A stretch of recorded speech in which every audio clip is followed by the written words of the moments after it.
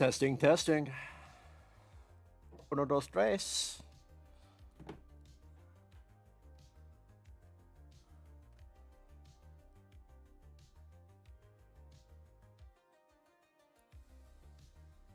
It's been forever since I streamed, so I'm just tweaking some shit right now. If anybody's in chat, fucking give me a ping and let me know if you can hear me all right.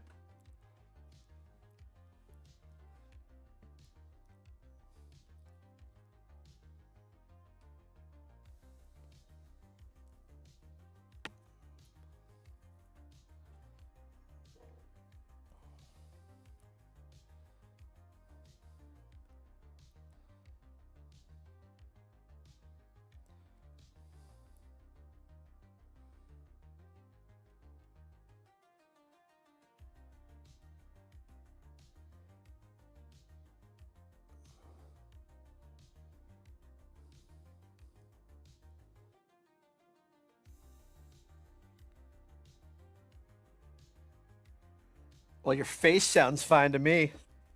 All right, thanks for the feedback. I'm gonna go take a piss and we'll start this shit.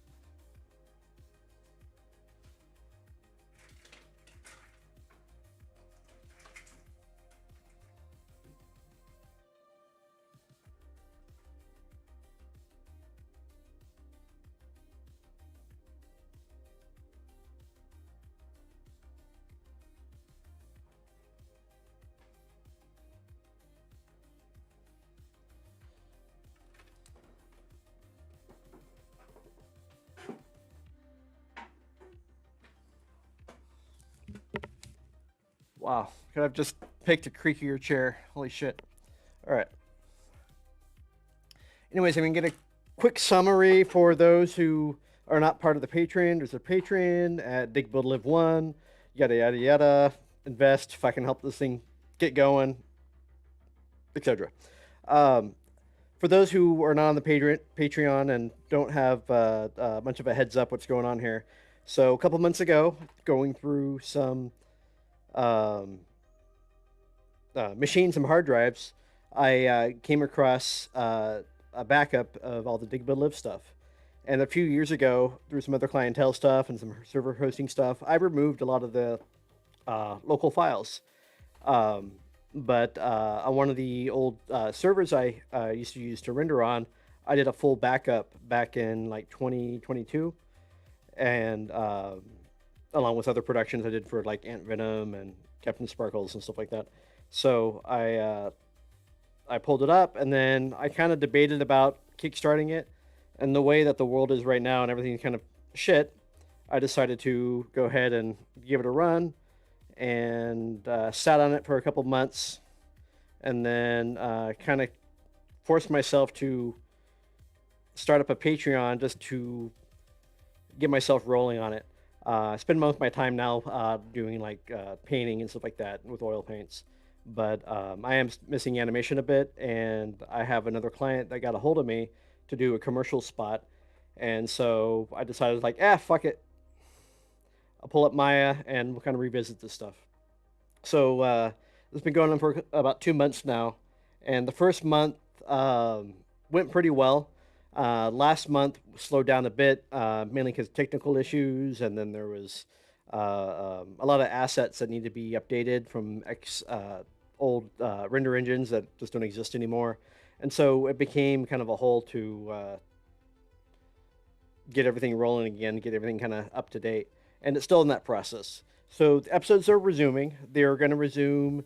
There's going to be an episode where things kind of get jump started again because of the modernization of Minecraft and stuff. Holy shit! I gotta turn off this music. This music's driving me nuts.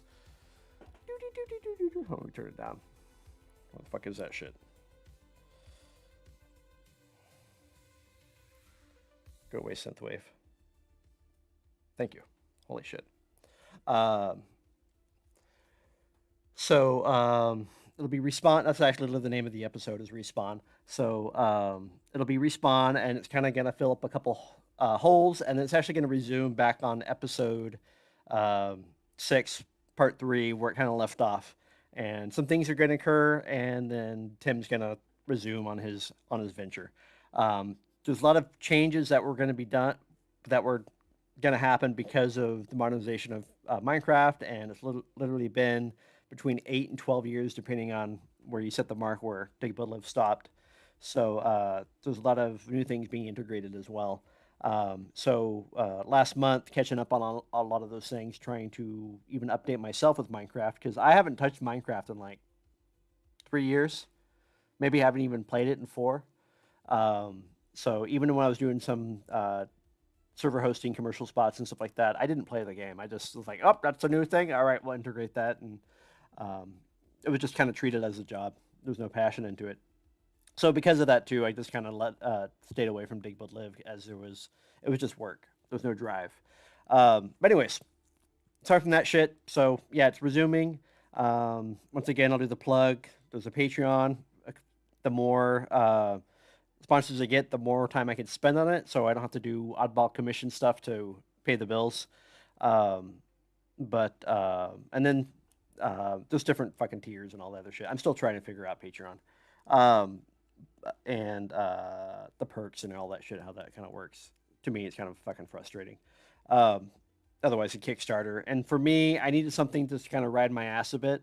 And if I do a Kickstarter, I'm afraid that things would take a little bit too long to get things rolling, as I would spend a lot of too much time in pre-production, and then stuff get launched like 6 months later. But there's a lot of footage and things that were incomplete back in 2022.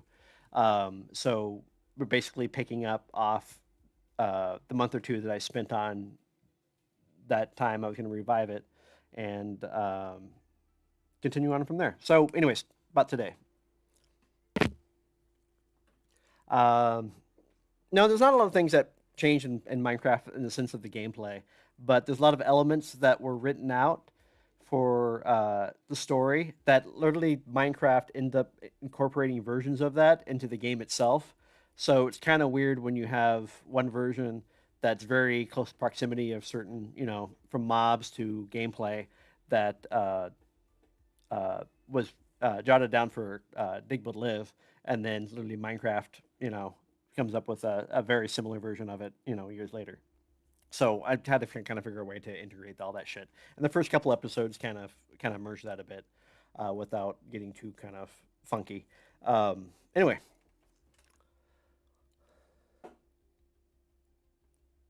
Yeah, sorry, Tonix. I do curse quite a bit.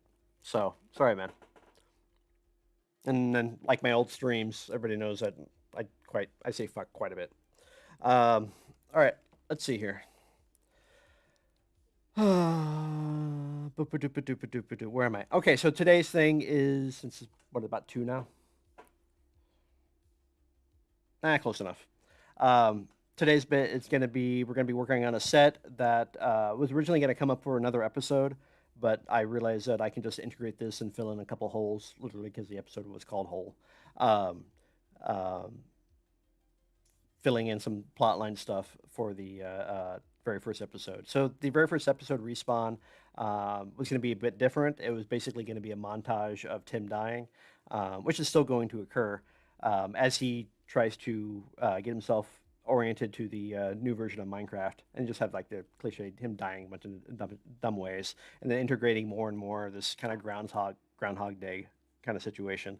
But before that occurs, I kind of want to regroup and kind of present what a lot of the other characters are doing during the meantime of Tim trying to, our protagonist, trying to get adjusted to the more modern version of Minecraft. So we're gonna continue. Beautiful. All right. Let's see. Sorry, tapping this shit. I had to do some weird monitor shit to kind of get the stuff to work here. Let's see. Maya Painter. Let's see.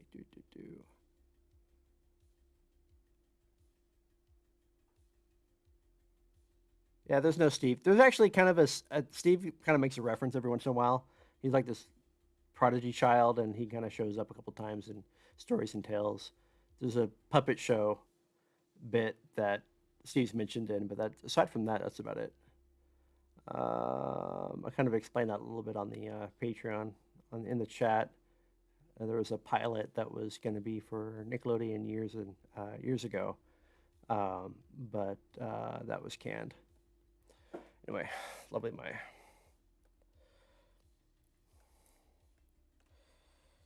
Let's get shoes going on here. All right, motherfucker. There we go. Where's my drink? I'll be right back. Oh wait, I can walk around with the wireless headset. Ha ha! Forget about this shit.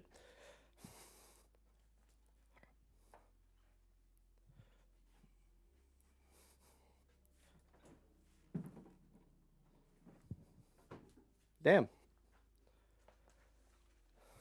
Where did I put my drink? Oh, it's probably in the bathroom because it's where I took a piss. All right, let's take a field trip. I might cut out going upstairs. It's not 2 yet, anyways.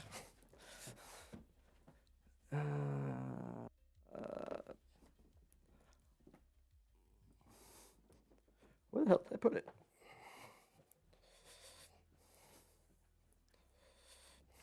I need something for my oil fixations. Where the hell is it?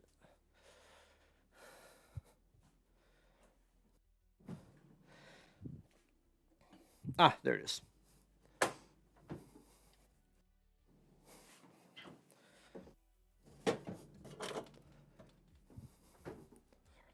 Toilet wasn't in the fridge right now. All right.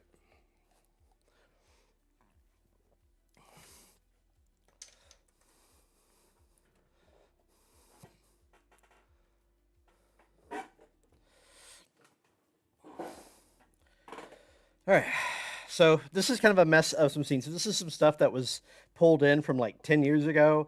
This is stealing some assets from one of Aunt Venom's projects. And so a lot of these scenes and episodes, I kind of recycle bits and pieces so I don't have to remake them all the time.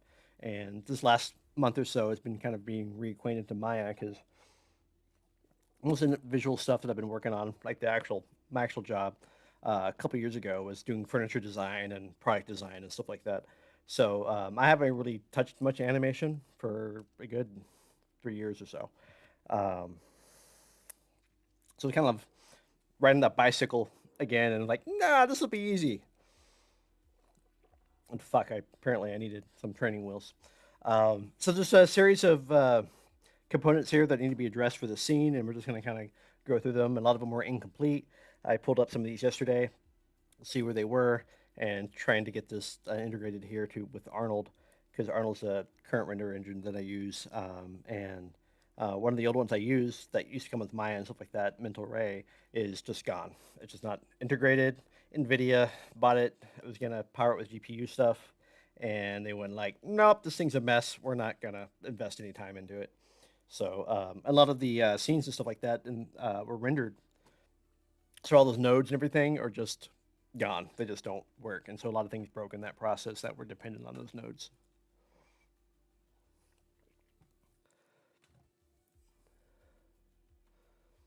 So, but yeah, you'll see a lot of references from a lot of other, even when I'm just pulling up assets. I mean, over here, if we flip the camera around, this is literally a scene from uh,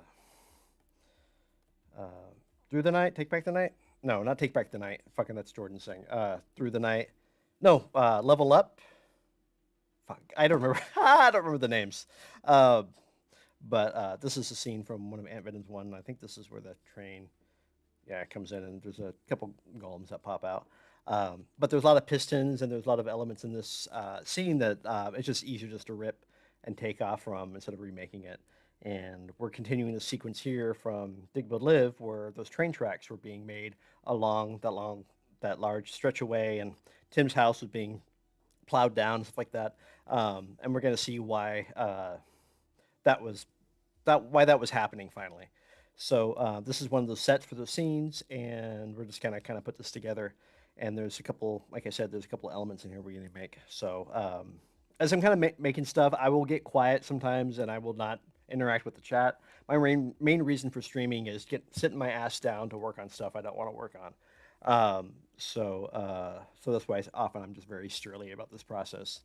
You know, sitting my ass where I don't want to be, but the shit's got to get done for the stuff to be executed. All right, so this we'll start with here. So was a sequence that was started where a bunch of TNT is being loaded into like a drill. It's totally the uh, what's that movie? They blow up the asteroid. Fuck, I forget. Um, but totally that kind of fucking situation going on here. And so they're digging through and they're just be breaking through. Originally, it was just to be the bedrock and the original storyline, but because of the deep and all the deep sleep stuff, and with the new additions that were added in there that go below zero on the y-axis in Minecraft on the overworld, we're gonna be kind of going through some of these sections first before busting through the very bottom bedrock, which is kind of the goal of one of the characters, is to get down, because he has some information what's below the bedrock, and he's trying to get himself down there. So, without fucking bringing up too much inside info of the situation, so we got a hole here, and this is also related to a scene that was actually in episode 1, where it shows some ruins and the end portal stones and stuff like that being lifted on a crane. We're actually incorporating some of that stuff that's been hinted at the very beginning montage of the series, finally in this actual episode. Thank you, Armageddon. Thank you, SVG. I don't really tie into too much of the technical stuff with Minecraft. I mean, I use them as maybe jokes and pranks or maybe nods too, but I'm not limiting the series to the actions of the Minecraft game, because it's always changing, and to keep up with that, and then when glitches are found and things like that, sometimes they'll make references to those kind of things. I mean, I even have a very old reference to when Minecraft first was multiplayer, and there was an issue with the lag between talking between clients, and when like someone had fall damage, you know, and then you take 20 steps and you finally get hurt. This is like even before hearts were implemented. And there's a gag where like the door opens, but you can only open the top part of the door or the bottom of the door, because they constantly become desynced, because there were two different elements. There were two different objects, so they actually didn't talk to each other very well during the client server talking. And so there's a joke on that where the doors won't close properly. So there's little things like that that get referenced, but as stuff that's the heart of the story or plot, it doesn't really I don't really keep myself confined to that. All right, so as seen here, okay, so we got these TNT things going on here. I remember where I left off here. So it's being loaded up, and there's a character that lights them, and then they trigger, push down into this drill, and then shoot out and explode, whatever else. Uh, so what I want going on here is I want these to start glowing, but normally I just make an emission, make the texture be a emission related glow or something like that. But for this one, it's going to be a little bit different. I'm going to actually end up using a light just to glow the TNT, doing a fake version of this, and there's like a light bulb inside the TNT. Well, the TNT doesn't cast shadows. The reason why I'm doing this way so I can offset them all without using the same link for all the textures. Because if I have them all at the same, if I link all the textures to the same node that's being used reference for each of these textures, just from glowing, they all glow at the same time. And I want them a couple frames off. I'm keeping a little bit of that lag situation going on with even with the pistons and stuff like that, where they just a little bit offset, just a frame or so. So just like you can see in the scene here, let's turn up the fucking brightness, where they're kind of off a little bit. So I want to kind of keep that going on here. It keeps it a little bit more organic too, instead of having everything in sync. So what I have here, I have this light going on for the initial spark, and then I'm just going to set some keyframes here. Maybe I have to use things for 12s and 24s, 1s and 2s. So let's see, start at 70 here. Let's go blink, and then let's kind of do a slow glow, maybe about 86 here, and then glow up to maybe about 8 frames, and then we'll go back down to about 8 frames, which will be 102. Drop it down to 500 here, and we'll kind of have it become faster and faster as it continues. So we get the initial light, and then we glow, and then we're just going to duplicate this light with the same inputs for all the other TNTs, and then just scoot the keyframes over a little bit.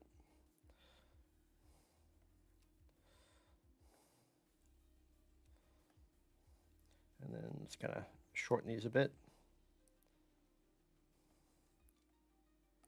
I don't want to just run too long.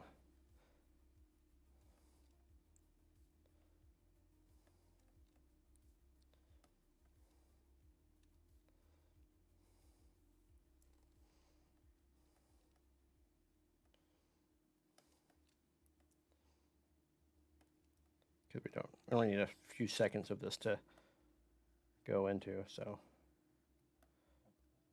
All right, on, off.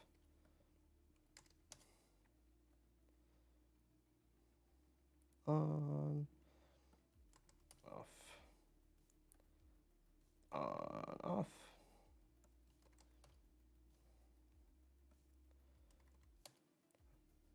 And typically I'll just use an expression on these and stuff like that, but this time around we're just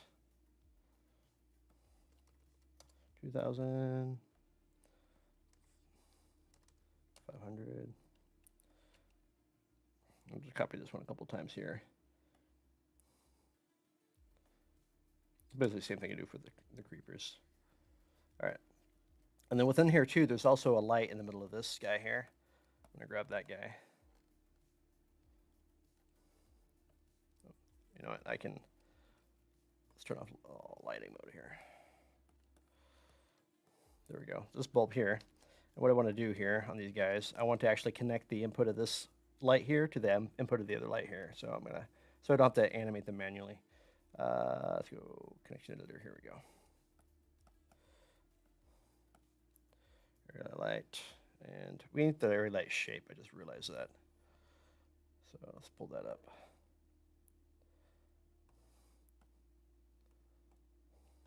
All right, intensity here, I want this intensity to be the same intensity here, wherever it's at.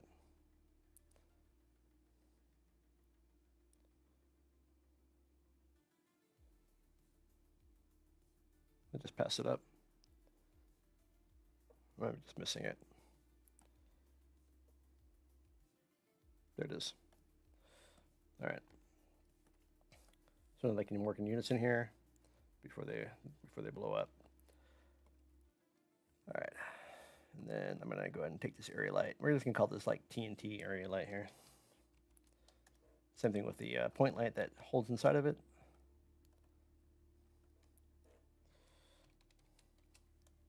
Every once in a while, like I said, I'll take a look at the chat thing, but I just don't do it very often. But yeah, it's already been kind of hinted at the command block thing is a main part of the story. And a couple of them being messed with, and the world kind of breaks because some janky ass shit occurs because someone's messing with something they shouldn't be messing with.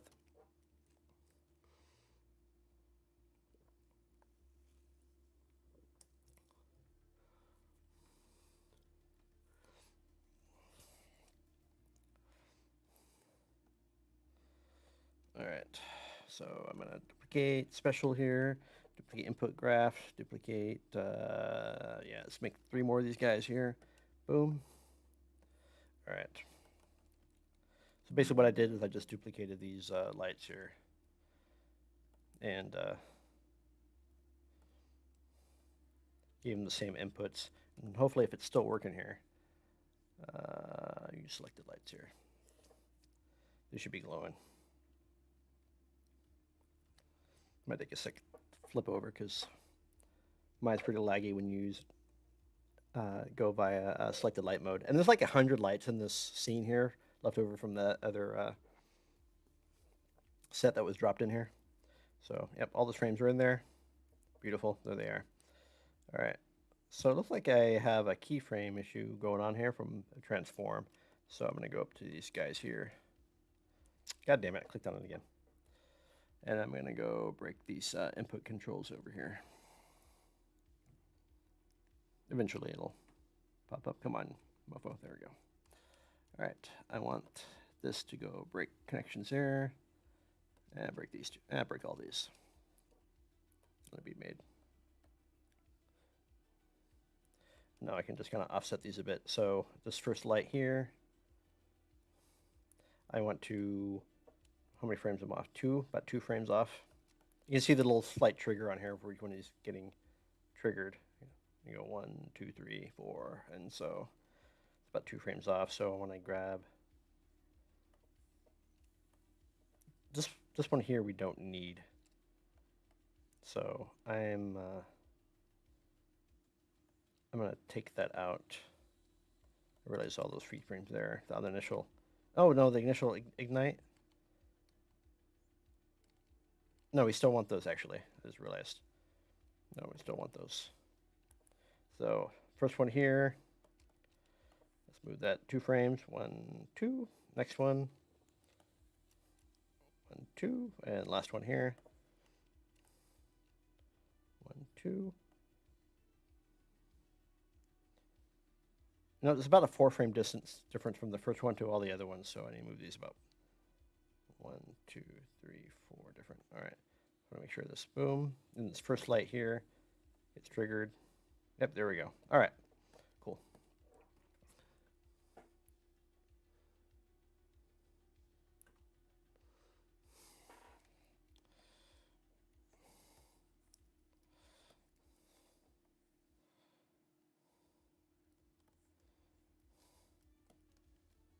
Beautiful. All right. That works for me. So just like I said earlier, there's just to be a lot of weird oddball pieces here that you need to address. I'm not going to waste most of the time doing texture assignments and stuff like that for this stream. I'm just going to work on some other bits here.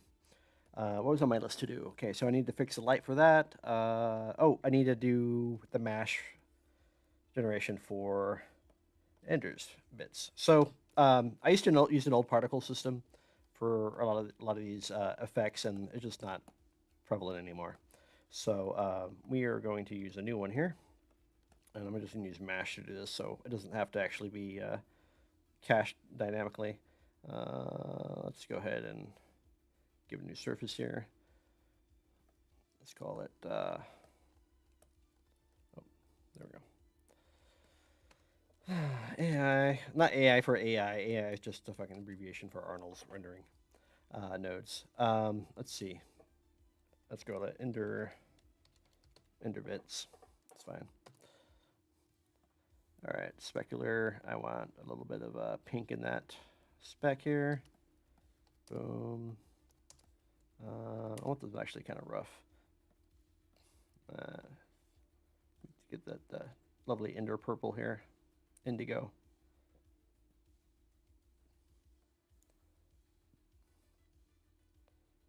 And let's see here, emission, same thing. I want that purple there.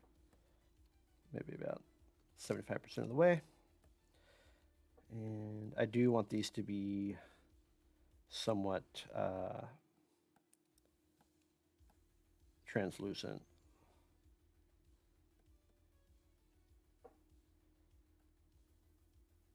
That's fine. 0.5, 0.25. That'll work. All right. Let's create a node here. Let's create a mesh object out of all these guys here. Quick save.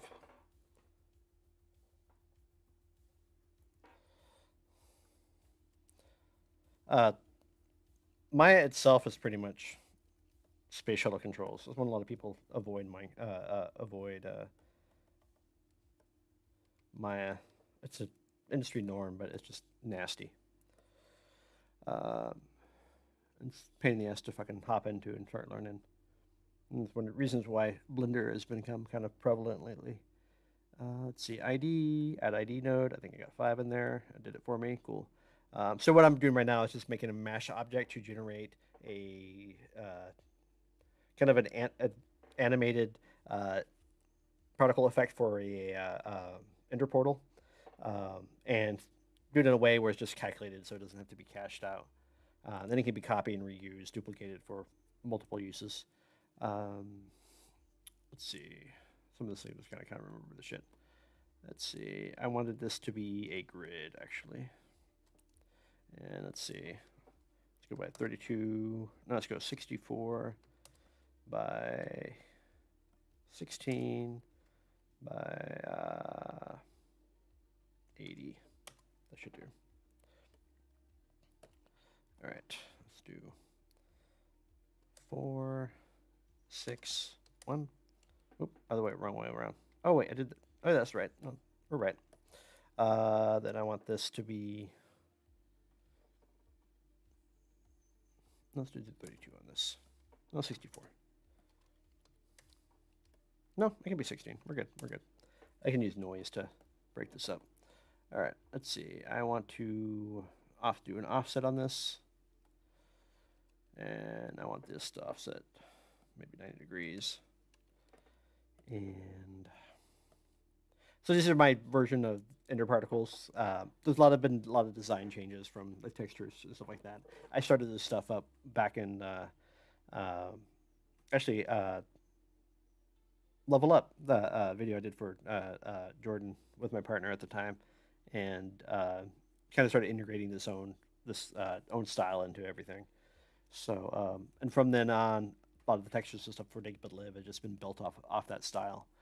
So kind of continuing that. It makes it easier too because during that period of time, like between 2016 and 2018, Minecraft was going through a lot of updates and was changing that. Mojang was changing a lot of the textures and stuff during that time, and it was a pain in the ass to always update textures when they updated or changed their textures in reference. So to bypass that, I just said, fuck it, I'm just making my own. All right, let's see where it was here. Distribute, that's all good. Oh, offset, we're fine. We want to also make a transform node, so locator, we'll call this ender LOC. And this mesh here, we're going to put a transform node. What this does is just ties in a node so I can move this this effect wherever I want it to be. And for it to happen, you need a node in the world space for it to attach to. And this is just their way to set that up. So now if I take this node here and I move it around, everything else will move with it. So you can't really parent a mesh object. Let's see. That works on that. And then I want to go... what am I missing? Oh, signal. That's what it... signal node. All right.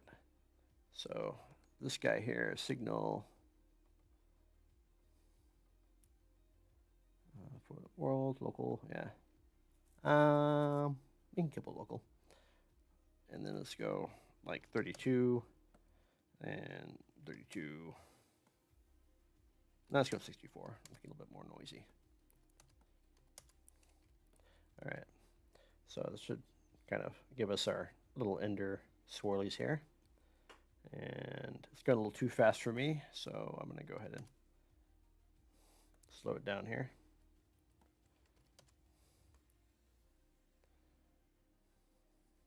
Do a little playback here. It's a little too fast.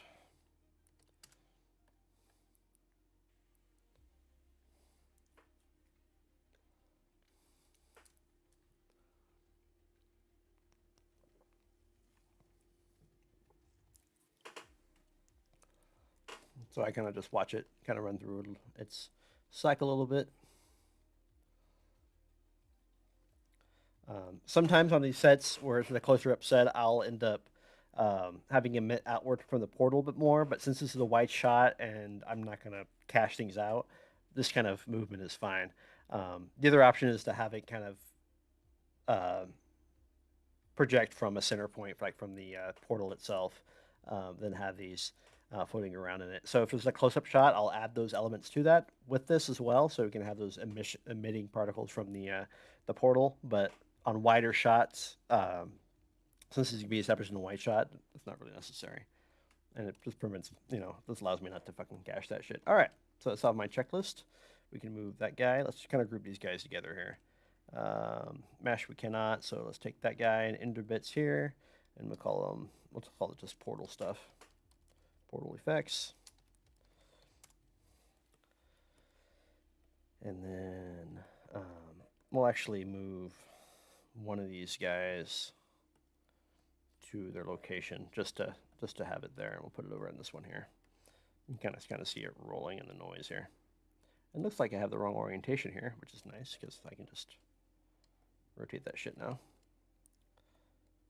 And now having this, I can just duplicate this and just change the parameters wherever I want for all the other portals.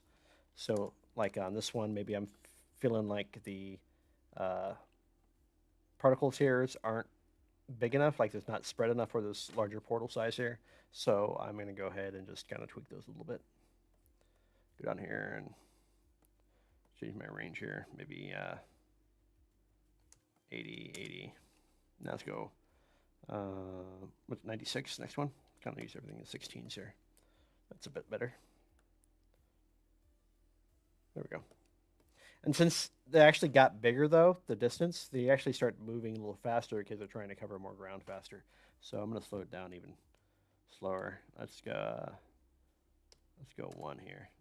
Oh, you know what? I just realized I can keep this as 1 and just change the time scale too. I forgot about that. That'll actually be smarter. Yeah.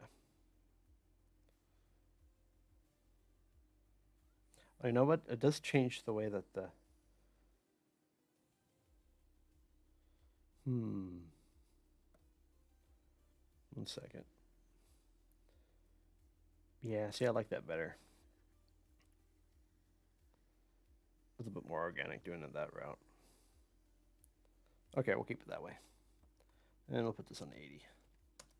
All right, cool. So that works for that.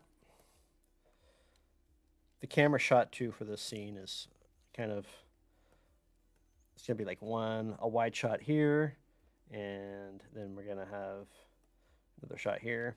I'm not sure if this set is exactly the set that's gonna be using the backdrop because there's a couple of these drills being made. This might be the one right next to Tim's house. I'm not positive.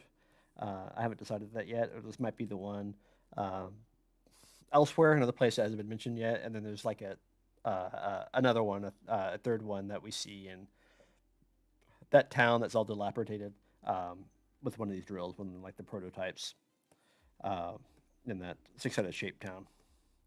All right, that works for that. All right, I'm going down my list here. So a lot of these things for the stream is just me getting used to this again, doing this, because when I stream and do this, it takes me like twice as long to fandangle this stuff together. Fight for My Life. Thank you. I couldn't even remember what it was. Yes, it's from Fight for My Life. It's for like right after the. I think the door's even open on this thing. Yeah, door's open. Okay, still a block up there. Doors open, and then like the characters are running. I think something like this, and the train comes out, and this is like a couple shots away from it. I think this is literally the scene where the golems pop out the side of the train. Um, and this is that shot. So if you want to know what the sets look like, this is really what sets look like. So often if I just kind of put the immediate set, what's going to be set created in that frame, where the camera's going to be, and then if there's any gaps or anything like that, I'll just fill in some spaces. And the nice thing is for these Fight for My Life, it was very dark, and I used a very deep atmosphere for the rendering for everything. So I often didn't have to fill in holes because it just went into darkness or whatever the ambient glow was for everything. So I was able to hide a lot in those scenes. This is like the shorter one. I think the one where they're fighting on top of the train. I think that set is actually really long, which is funny because the train doesn't move in that set. The set moves. So it's a situation where they're fighting on the train, and that just make it easy for animation. They're just fighting on the train as is, and the whole entire set is actually scrolling past them. Sometimes in animation, filmography that just works. It makes it a little bit easier. All right, so that's that. And then what was that next? Oh, Batsy Sphere. So I need to make it like a Batsy Sphere bit for one of the characters are going to get in, is going to check out the stuff. So we're actually going to make that. I think I started, oh, that's right. I started this and I was doing a chain, and I was trying to remember last time I had a chain rig for Minecraft stuff, and it was like, oh, it's like Iron Golem stuff is where I use that chain, and I think I use it again and find the pieces and stuff like that. But I didn't like it because there's a couple things I need to be able to do with this chain that I couldn't do with the other ones, and part of that is unrolling off of a spool. So I need to make those elements now. So let's go ahead and make a spool here. So I need to make an oversized spool. So I'm going to take one of these blocks here as is, or one of these. Fuck it, we'll just take a portal here. Oh, no, here we go. This will work. So often when I'm working on a scene that has a lot of elements everywhere, I just grab something and start ripping it apart to make the element that I need. All right, so I want to spool, and I kind of want to keep everything kind of square based on here. So that kind of works for me on that size here. So just extrude that shit.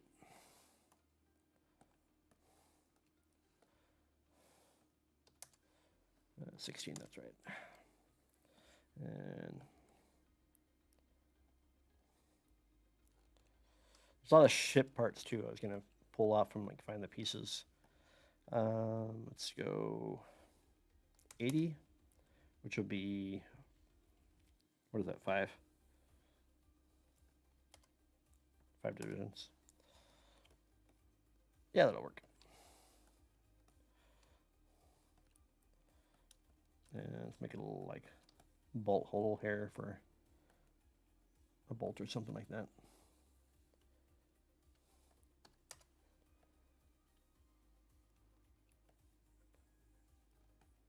Oh, set the point on? What the hell's going on here?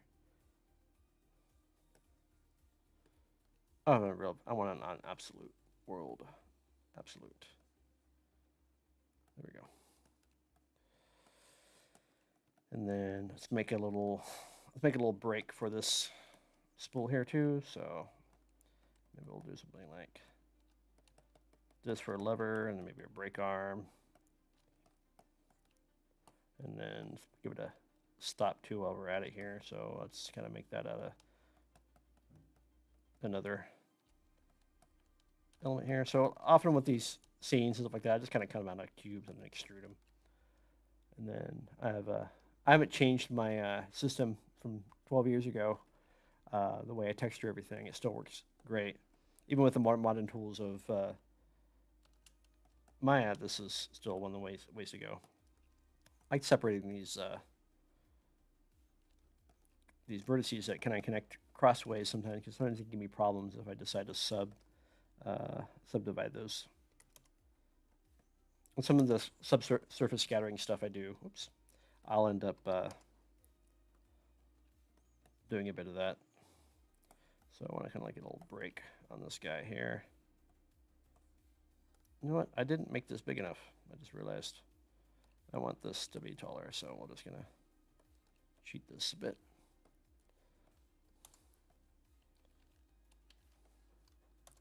There we go.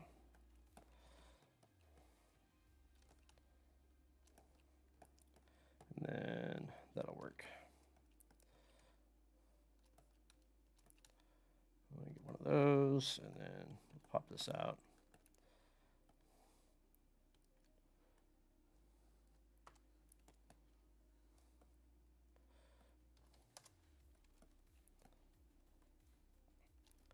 All right, so I'm just gonna put some of the elements here. All right, so we've got that, got this guy here, and then, oh wait, no, I did that right, because I was gonna do the break on the center drum.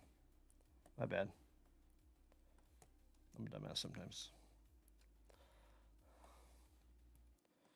Nope, fuck, that's not what I wanted to do. This is what I was talking about. These, detach those components there. I don't want those to web together. It's some non-manifold shit. All right, that works on that. And then I'm gonna go ahead and cut this guy out.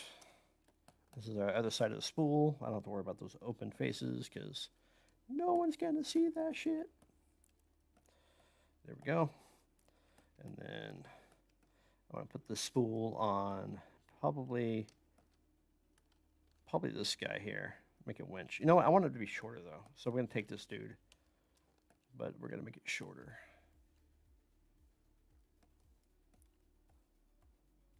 Like I said earlier, intermediately I'll take a look at the chat because I have it on the other monitor. So just be patient, please. Yeah, let's just do the same thing here, but make it shorter. We can actually cut off those feet at the bottom here. Nope, too short.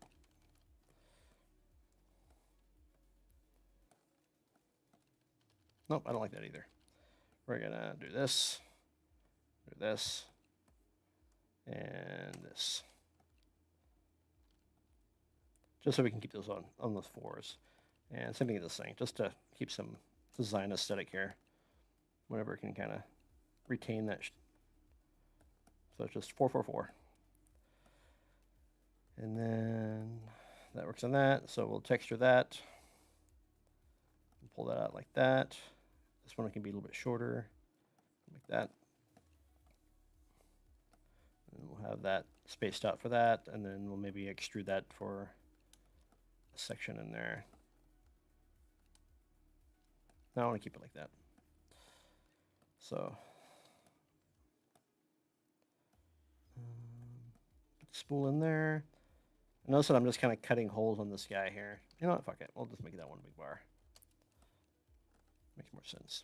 Sometimes it just makes it easier to texture these things when they're just different elements. I can just grab that block and say, this is this material, this is this material, instead of selecting faces and doing it individually. Let's see, that should be 3. There we go.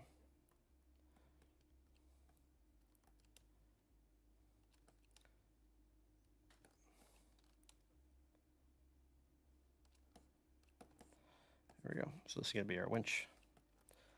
Modify center pivot. Boom, boom. This part doesn't spin with that part. It's going to be staying outside that, so it needs to be kind of moved out here. Then when this brake catches in, we're just going to have it stop this winch by just sliding over and grabbing this winch and then stopping it.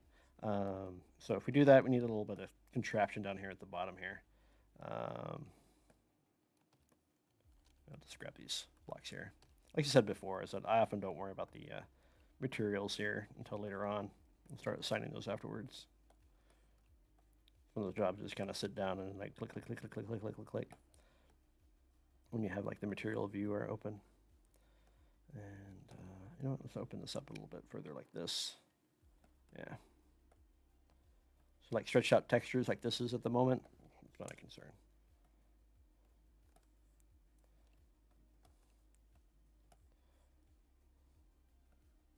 That'll work. We can even sew that together. Oop, lovely. All right.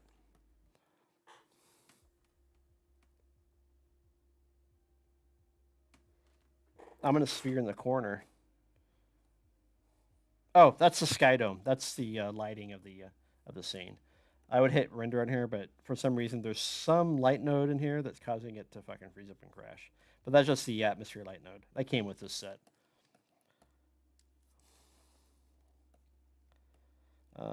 Basically, if it was like a thing where we have like J radius, think a skybox, literally a skybox. So if we did something like this, we can go.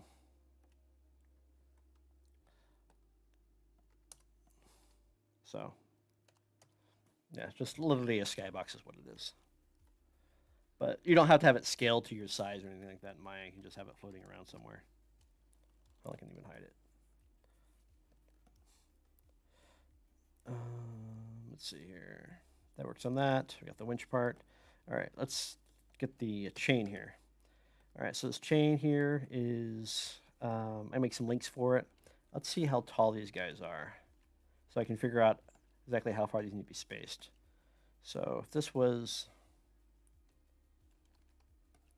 let's just rub all those guys here, modify center pivot.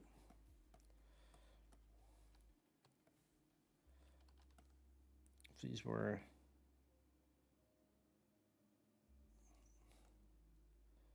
relative, let's do a 1 here. So 1, 2, 3, 4, 5, 6, 7, 8. Okay, beautiful. All right, so they're 8 units apart. So let's go ahead and make our chain here. I'm going to go ahead and just kind of turn off all my polygons here, just to make it easy. And let's go orthographic side view. That's one of those things I probably should use the script to do. I think this is like I've made so many of these fucking things. I think you can stream so many of these guys, but I like to go along the x-axis. So let's go along the x-axis on this side view. No, front view, I mean. There we go. All right. So I'm just going to go ahead and, woo, we're way in there. All right. Show, viewpoint, joints. Yeah, we're good to go. All right, radius 2. I realize I don't need to do it that way. But for some reason, I'm not showing my joints, and I don't know why.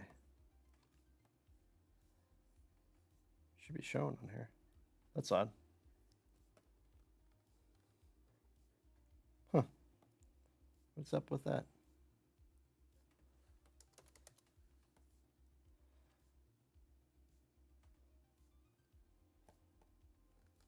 That's very odd.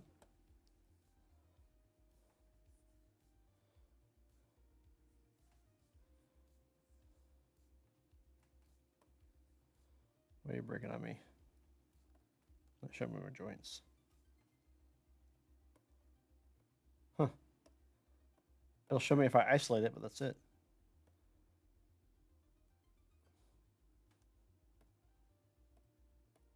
Huh. That's a bug. All right. That's weird. All right, we're just going to isolate that for now anyways. I have no idea why it's doing that. Show none. Let's try this. Show none, show viewpoint, joints. Yeah, that's a weird one. I wonder if it has to do something with my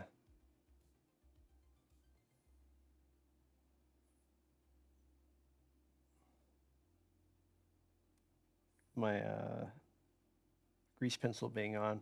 I know there's a couple of bugs with the grease pencil. This mofo. Where I have it hidden. There it is right there.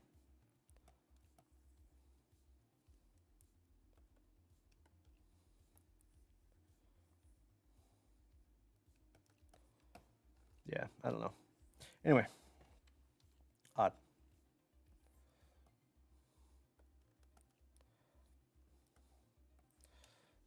All right, so we need 1. Let's do 8 on this.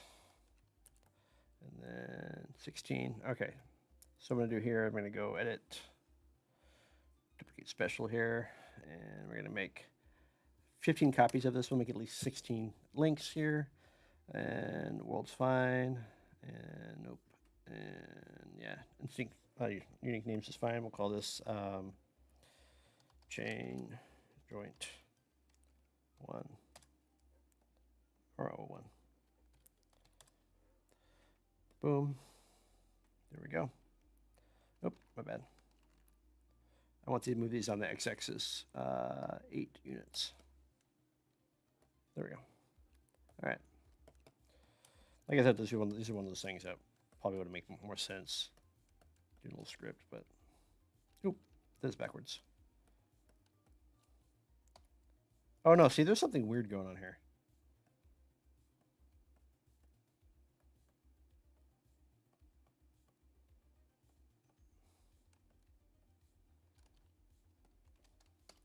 Yeah. Because grabbing my hierarchy tool is kind of jacked up here. I think I toggled something on and I got to figure out what I did. Because it's doing it by default and it's annoying as fuck. So this is, we're making a chain here that can be driven dynamically and driven manually for this scene here. Because there's 2 parts to it, and it needs to kind of quasi unravel off of that spool and then lower down this basiosphere. And then I can reuse this chain for a lot of other things.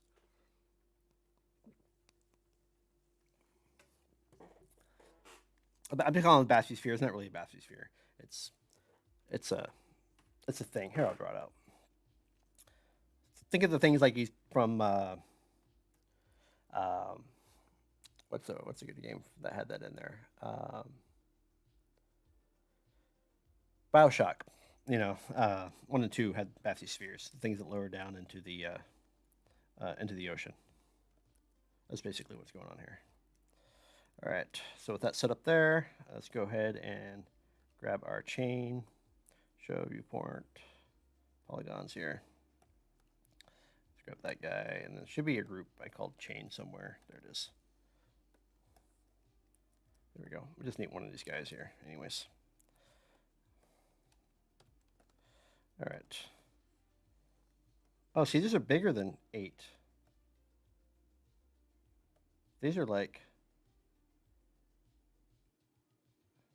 Oh, this is right. 16. I'm looking at the size of the chain and not the pivot point. Because the pivot point is not actually the full length of the chain. It's right inside the length of the chain. So let's go ahead and kind of snap these up together here. It'll be about right there. Like that. And then let's go ahead and I'll change the text for these later. So this goes like that, and then this is rotate. Oh, see, this is not quite right. I did fuck up. These need to be like that. So this needs to be... Oh, good job, David. I counted this wrong.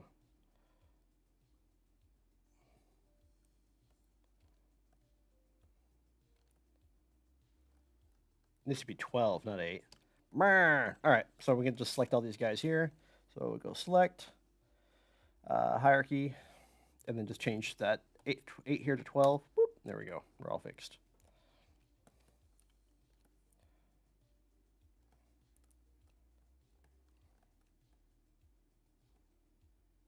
See, it's still not right.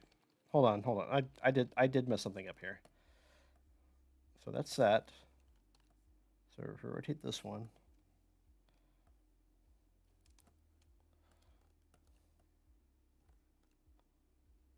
it should be there. Yeah, should be 12. Great.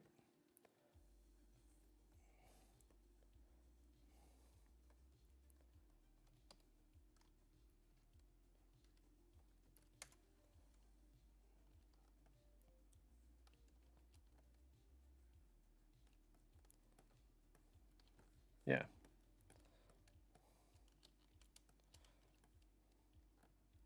There we go.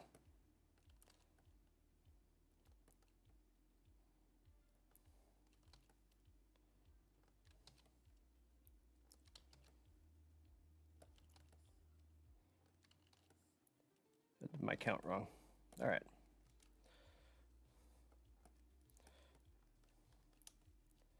So we're just going to parent these guys. to each of these chains, links. The other way to do this too is just use like a deformer on this, but I actually want these guys to have collision, an accurate collision on the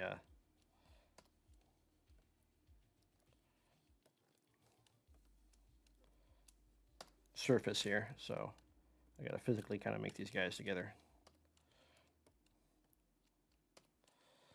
So I'm just going to go down the list here.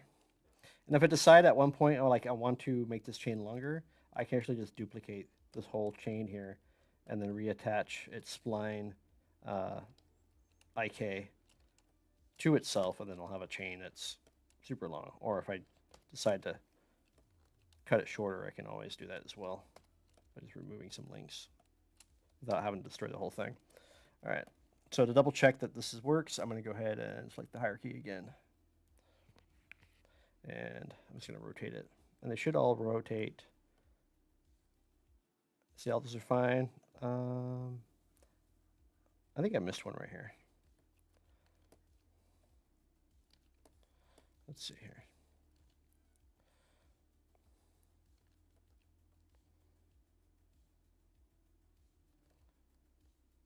Oh no, I got them all. Cool. All right.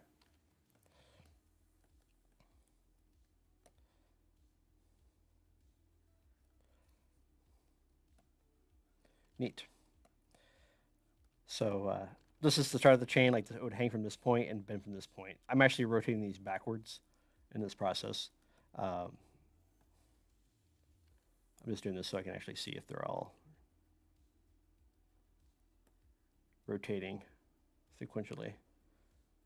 Yeah, we're good. Okay. All right. Boom, boom, boom, boom. And let's see. Rotate point. Yes, okay. Wait, did I do these backwards? Are they supposed to be flipped this way? Oh shit, maybe they are. God damn it. Hold on one second. I think I did these backwards. Just grab them all and then rotate.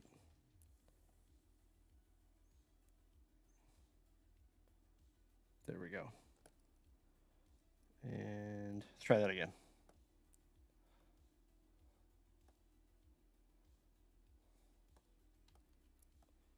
There we go. Yeah. See, I did it backwards.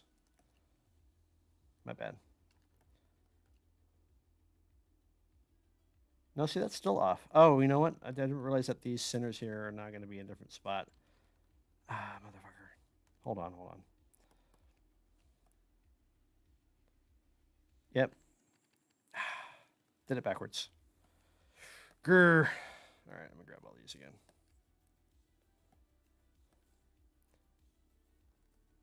I had it backwards from the front of the chain to the back of the chain, so we just have to flip these. All right. There we go. Okay, cool.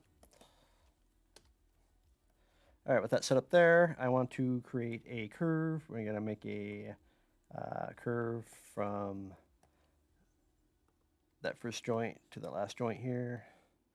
And we're going to go snap to point, and I'm going to go, let's see, this is 16, 15, so I don't want to make too many segments on this guy.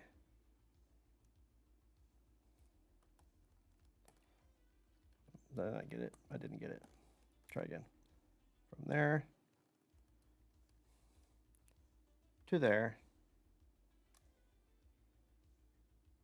Oh, I have it on linear. My bad. Like, what the hell's going on here? Cubic.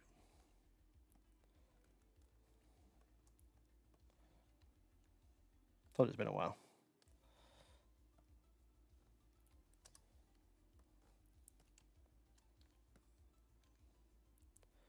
Show viewpoint curves. Oh, I have it isolated this way. There we go. All right, so I'm going to rebuild this curve here. Let's go. Animation. No, let's go to modeling here. Modeling, rebuild curves.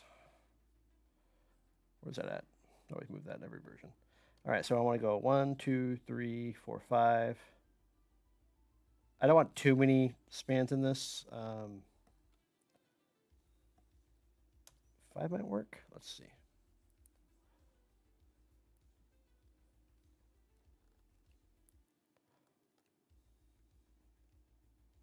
No, I kind of want no 5. 1, 2, 3. No, 5 works. Actually, 6 would work better. Let's do 6.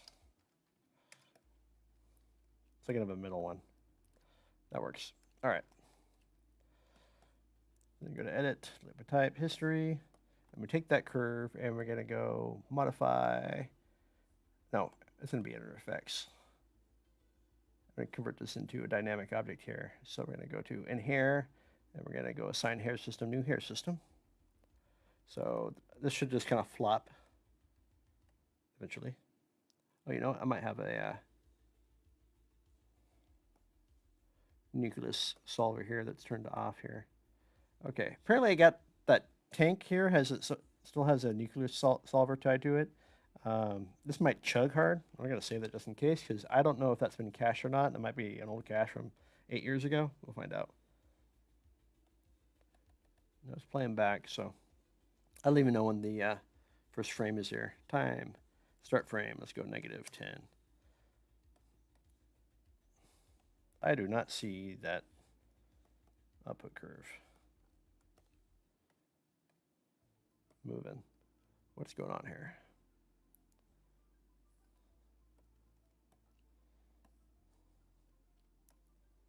Okay, that guy should be sagging. Nucleus solver, straight, what's wrong with this? Here's system here, all follicles, that's all right. What am I missing here? Start frame, -10. There it goes. Oh, I have a surface use plane, that's why. It's actually colliding to a surface on the invisible surface that I set up. Let's tie to the solver. All right, we're good. Never mind. Let's go ahead and I set that shit again. All right, so this is going to be our chain here. So we're gonna make this our spline solver. So we're gonna move this dude back down, just zero him out, and we're gonna go this guy. What was it under? Rigging, spline solver. That's not spline solver. There it is. All right. So we're going to go to auto create curve. No, thank you. We're going to root on curve, auto parent curve. That's fine. Root twist mode. We're going to make our own twist mode for this, so we don't need to do this. Actually, it can be. It's okay. And then auto simplify curve. I don't, because it's not going to, because I'm making my own. That's right. All right. So it was like the first joint. So it's been a little while to do some of these things. So we click that joint, and then the curve, boom. All right, so these chain links should kind of fall with it. There we go. Okay. So let's loosen up this chain here. A little too stiff for us. All right.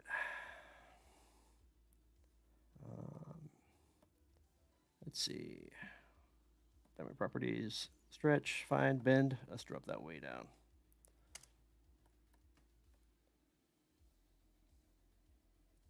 And let's also, I don't even know what the world space is on for this system here. Should be like 0.1 or something like that. Yeah, it is 0.1. So why is it dragging so hard? That is a slow drag. I know those chains are pretty big, but that's way too slow. Let's see here. Another thing I want to add too on this curve here is I want to add the ability to twist dynamically. So I'm going to add that to that as well.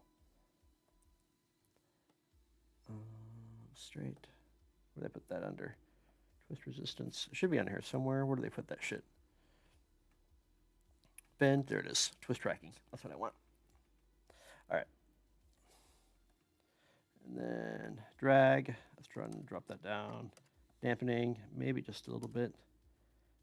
And there might be something weird tied to the nucleus solver here. That's fine. That's fine. -1. Substeps. This is fine. It's kind of high, but that's all right. Okay, never mind. All right.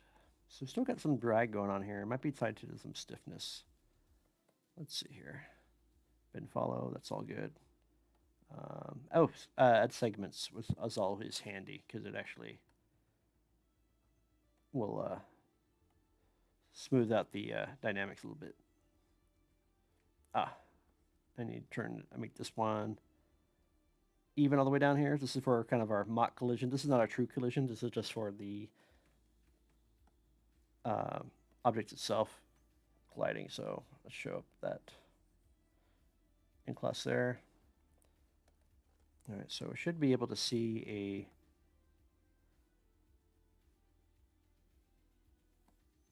let's put that at 1, and let's maybe it's under hair systems. That's why it's not showing up. Viewpoint,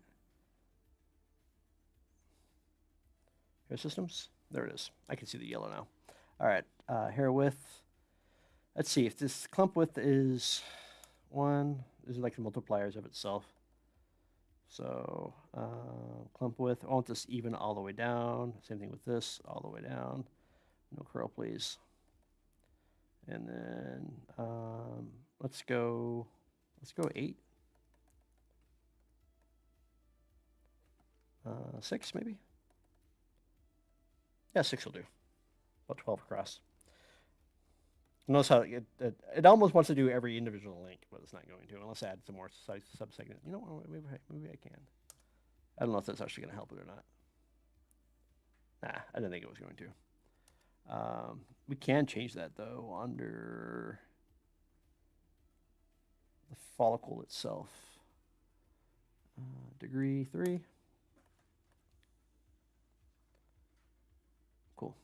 And then I don't want this top here to be stiff like this. I want it to fall down. So I'm going to go to up here. Should have a thing called stiffness. And I should be able to just zero it out.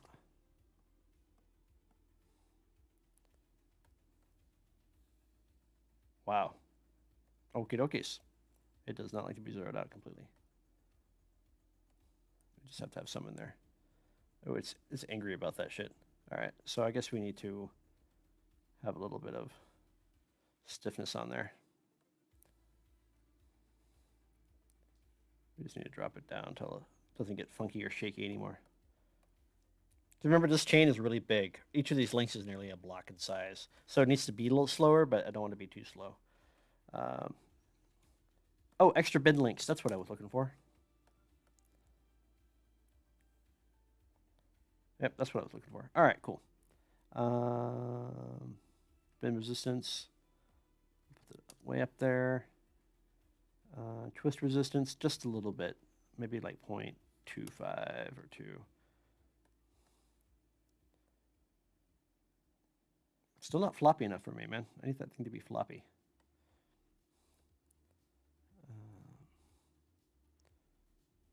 Yeah, see, this is all right. Mass maybe up there, mass a bit. Make it heavier.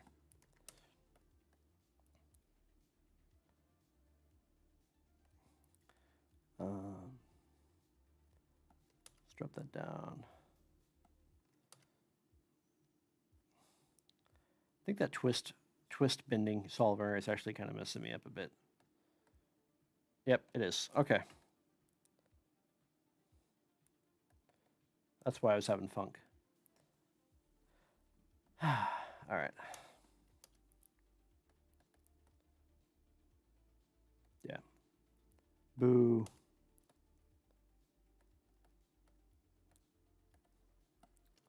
I was like, wondering why I wasn't getting the effect that I was expecting on this thing. All right. Edge is fine. Friction is fine. Drag is fine.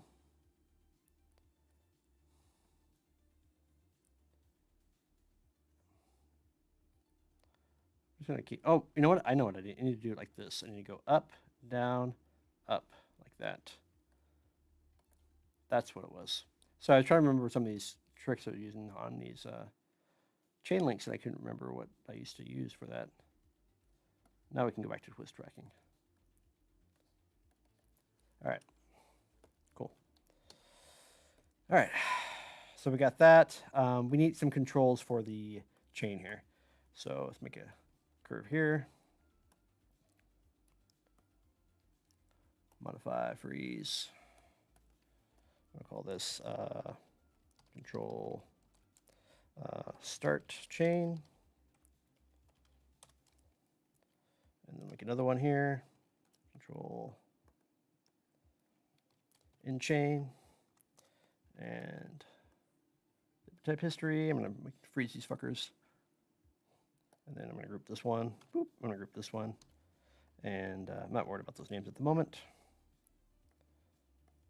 Make sure I just grab the in one here. Doing this so the offset values of these controls don't give me a where's any issues. All right, so the chain itself needs to be parented to this guy here.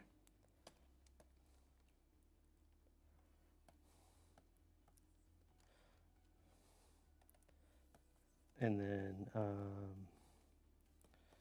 the pivot for that chain, start chain here, the follicle, wherever that follicle is at. There it is. That guy also needs to go in there. And then this guy can be in that group as well, but not that same group. So we're just going to move that. We're going to put these guys together and call this chain move. This will be our main group to move our entire control system. So if we need to rotate the chain somewhere in the set to line up whatever, we can use this, and then we use these individual controllers here to control our chain. All right. And then with this chain here, sometimes I like to be able to manually move around the base, and like the bathysphere is going to be connected to this part here. So to do that, I'm going to go to the hair system here, and let's go find that follicle. Actually, we can just do it by the curve. Come on, you. There it is. And it says start curve base. We want these to be both ends. So if I move this end here upward, it'll actually move it upward too. Oh, it's not doing it. Why is it not doing it? What are we missing here?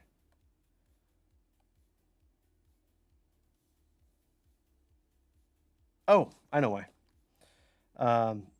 The base end of follicles don't have a node to end with, so we got to go to that output curve here,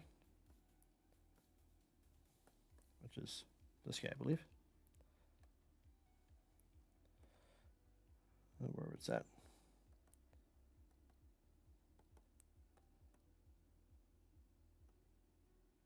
That should be the curve, right? Why am I not showing it? Hold on one second. Air display. Current position. Huh, where'd it go? There should be one more curve here. And I'm not seeing it. Sometimes it hides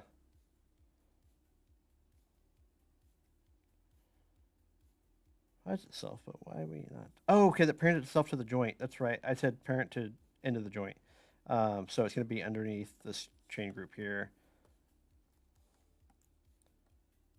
There you go. You mofo. All right. This guy.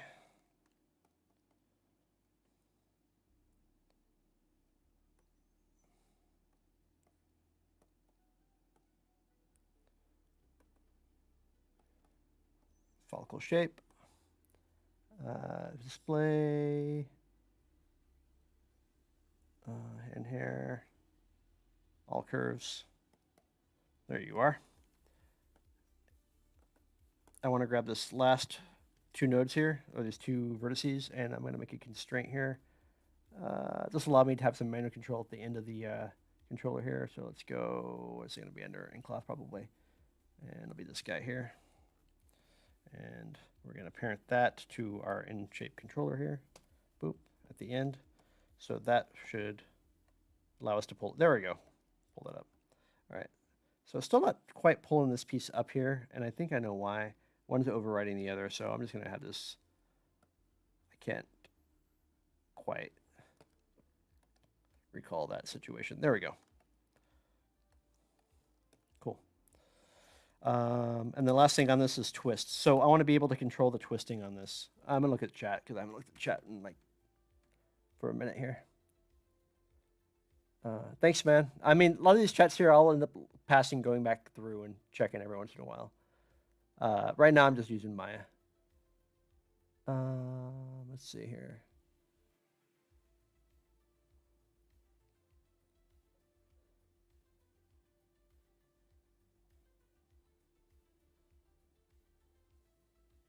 What's up? Okay, Tim, let's see. I have an inborn question. How do you digital asset management, like version control, backup, stuff like this? So the Minecraft stuff, there really isn't. For other projects I do, I just end up using a system if it depends on if I'm working with the team or not. If I'm working for myself, I typically don't. I'll just intermittently just back up a folder onto another computer. And I don't really timestamp it in that situation. But if I have a different system going on and I'm working with a team of people, the workflow is completely different. There's actually a pipeline. But for this Minecraft stuff, when it's me just reporting to myself, there isn't. There usually is just assignment of tasks to do that day for that scene, and then just go down the list to completion. But as for like production style stuff, I mean, still storyboards are done, and some VO and things like that. But these first couple of months, with jumping back on DigBuildLive, it's just basically just one giant list, and then going down the list and making sure just checking them off as it progresses, and then just doing like a quality check. Oh, missing a texture here, missing this, and then making like one or two of those passes, and then send it to render. And hopefully cross your fingers that don't have to re-render something. The nice thing about a lot of the Minecraft stuff, even though I should be getting myself a couple decent GPU cards so I can just hardware render it now, since Minecraft, the game itself, is pretty close to just a lot of the quality that you can get from software rendering. But for these projects here, usually it's just, like I said, just kind of solo for me.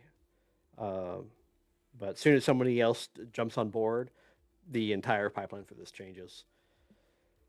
But right now, with like asset management and stuff like that, no, it's just wrangling old assets and trying to figure out some things that work and some things don't. And like for this chain here, I had a chain system that was used for 10 years ago, 12 years ago, and it didn't have a couple of the features that I wanted to use for this scene, so I'm just remaking this chain system so I can actually use it and then redeploy it a little bit easier.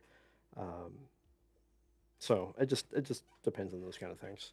I mean, I've been doing Maya stuff for 12, 13 years now. So if I'm on a project on my own doing it, it's just trying to remember and recall these steps as I'm going along. There isn't really much of a pipeline. Like I said, going down the list and checking it off. All right, let's see here. So on this chain here, what I want to add here is a ability to twist this chain here. So hopefully I can remember this, because I always fuck up these vectors here. Let's get this name here. And we're going to go down to the spline, wherever that fucker is at. Probably at the end of... There we go. Let's call this chain IK handle here, so I don't lose it again. I don't need that anymore. All right. So IK handle, we're going to go to spline solver, events, twist controls. All right. So we're going to go scene up, which is fine, but I got to determine which way is the x-axis. So x-axis is actually going to be, positive x, which is right going down the line. And then that's actually correct. So I'm going to go object rotation up. So what it is going to use the orientation of whatever controllers there are as my up axis to tell it which way it's going to twist. And this is really fucking funky and archaic. I mean, a lot of systems don't even use this anymore. I just use this because I'm familiar with it. Control end chain for that one, and then this is going to be control start chain. Oops, go back to that guy here. And funny thing is, since I have this going already down the x-axis, I might not have to change this. So if I twist this, say I can twist the entire chain system now. And since it's already, and it'll only work about 180 degrees, and it'll do a flip. If you want to do it with a non-rotational flip on here, after it turns like a 360 degrees or whatever, for like a no-flip thing, you need to add a aim vector to this, so that aim vector spins always slightly ahead of what you're turning it, so it doesn't do this flip. And this is like an old common issue with a lot of rigging and stuff like that. So anyways, we got the twist on there. So now if I'm animating the scene, I can actually twist the chain if I need to, or twist the object with the chain so it doesn't go out of sync. And then we can test this here in a second. Same thing with this guy. Make sure this guy twists in the right direction as well. And it looks like it's going good. So let's go ahead and just animate a couple frames here just to make sure this is working here. We'll throw that there. We'll just kind of inchworm this guy out. If I wanted to do this where I don't have, I can watch it as it updates moved around.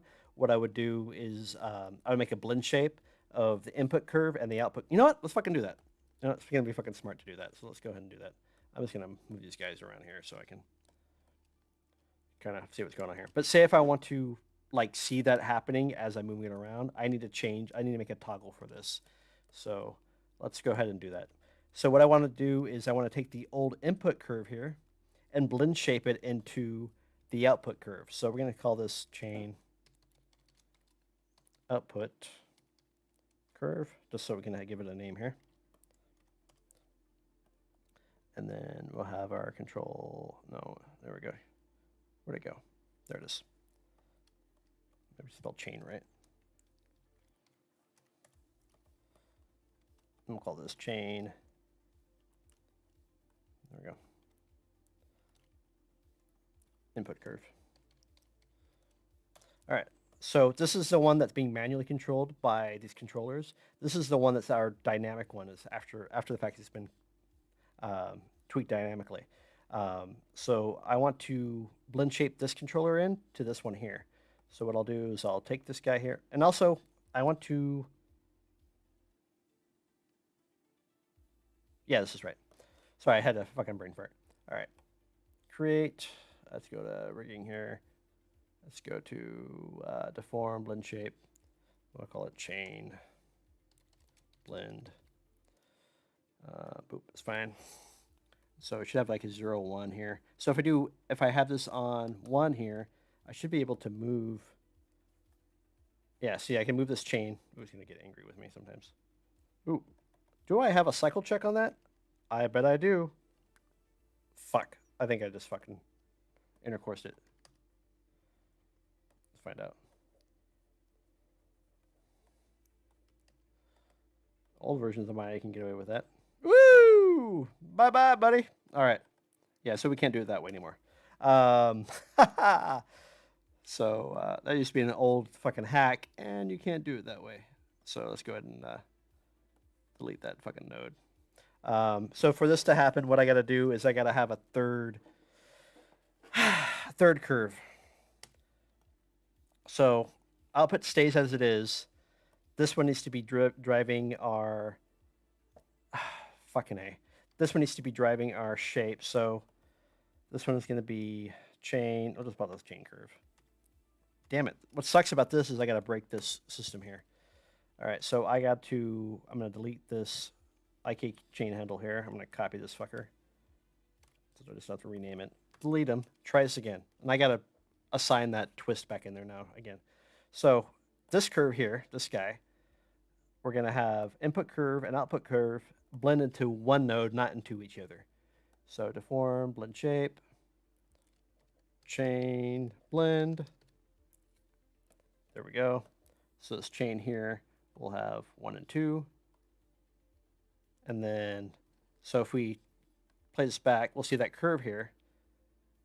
But we'll also see by output curve. Oh, output curve. There it is. See, I can blend it into that node here, or blend it into the node that it's currently at, which is not moving, so it's not going to do anything. All right, so let's do that. And then this guy here now actually needs to be my spline. So let's try this again. Boom. Boom. And then chain curve.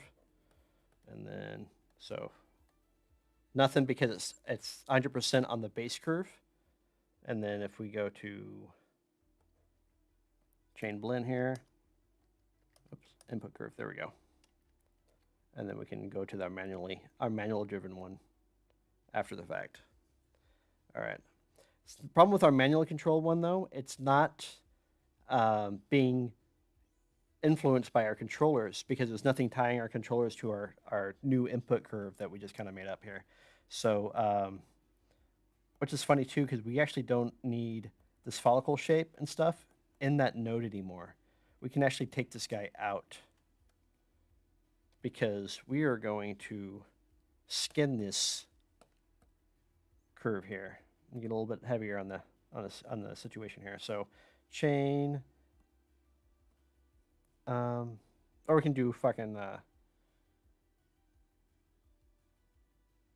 we can do clusters too. We'll do curves. We'll just do joints. Let's create a joint. Reading. That's good just to do this anyway, so we'll just have full control over everything. I probably should have done this first, thinking about it. Like I said, it's been a while. All right. So I'm going to call this chain. Let's call it FK. Start joint. And then the other one we'll just call it end joint. Might seem like it's doing a lot more work here just to get this part done, but when I'm actually animating the scene, it'll take a lot less for me to animate it. Let's see, and it'll save me time in that department. So taking these guys here, and we're gonna go skin this to chain curve. No, input, wherever he's at. Where'd he go? There it is. Bind skin, 2's fine. Select the joints, yada, yada, yada. Boom. So if I move this guy here, move that piece up there, and I can tweak the weights, have a better fall off later on. For now, we're just gonna pop these guys, and we just put this guy into start curve here. I mean, start controller here. This guy into end curve there. There we go. And so now if we move our controller, there we go.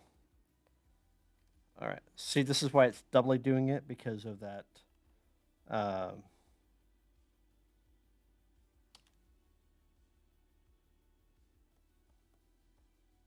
This guy should not be in there. Chain curve. Oh, that guy should not be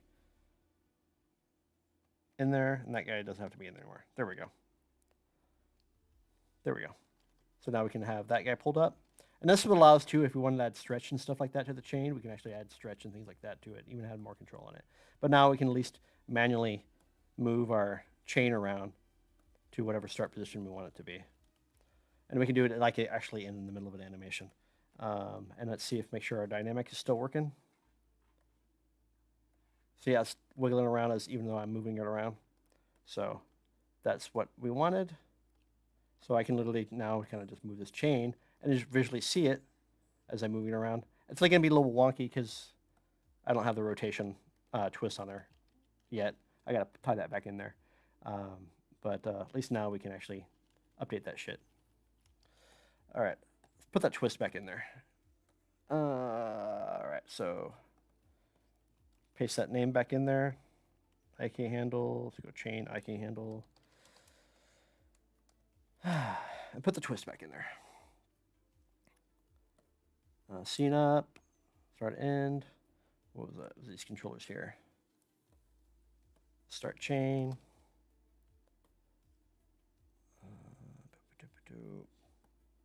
Where'd you go? There you are. And then end chain. All right, make sure the twist is back on there. There we go. So now we can twist this guy.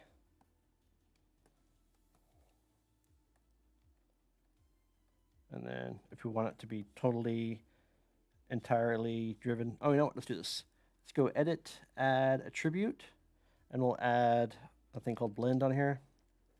0, 1. And we'll tie this to the blend shape on this guy here. Windows Animation Editor. Let's just fuck it. Let's just use keys here. Create, no, modify, set key. Where do they put that shit under? Set driven key. Where do they put that shit? They always move this stuff and it drives me nuts. There it is. Key, set driven key. is. All right. So I want this chain curve here, load driver. No. Start chain, there it is. Load driver blend. And then we're gonna chain curve shape. There it is. All right, so when this guy is at 0, I want this to be not influenced by the dynamic. So I'm going to leave it that as such. And envelope there, it should be like that. Oh, I did that fucking wrong again. God damn it. It's been a while. Start chain, load driver, blend, key. All right, and then flip flop it. So when it's at 1, this is flip flops from 0 to 1. There we go. There we go. So now we can actually go back and forth. See how it's not even being driven by that curve at all? And then what concerns me though, this dynamic chain here should have an input. And I'm thinking when I skinned it, it's not using the input mesh anymore. It's using the skinned mesh. I mean, before it was skinned for the dynamic chain. I'm pretty sure that's what's going on here, because I can see it wobbling around. And if I flip flop it,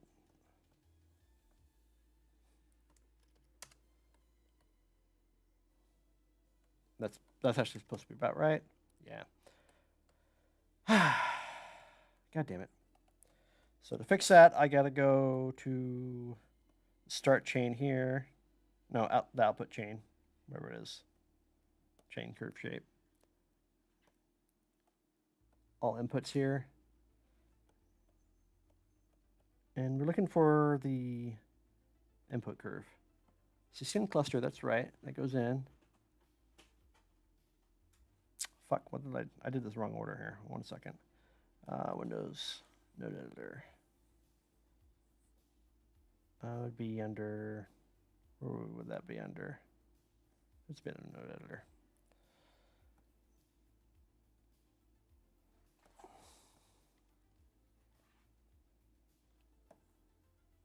Oh. Fuck. Okay. See, that follicle shape goes into there. Output, okay, output, that's nothing now. That's, so why do I have those 2 different shapes there? Start position matrix. Oh, okay, that's fine.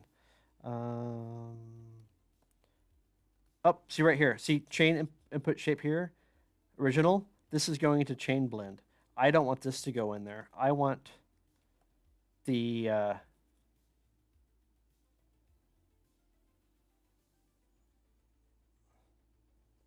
this guy's shape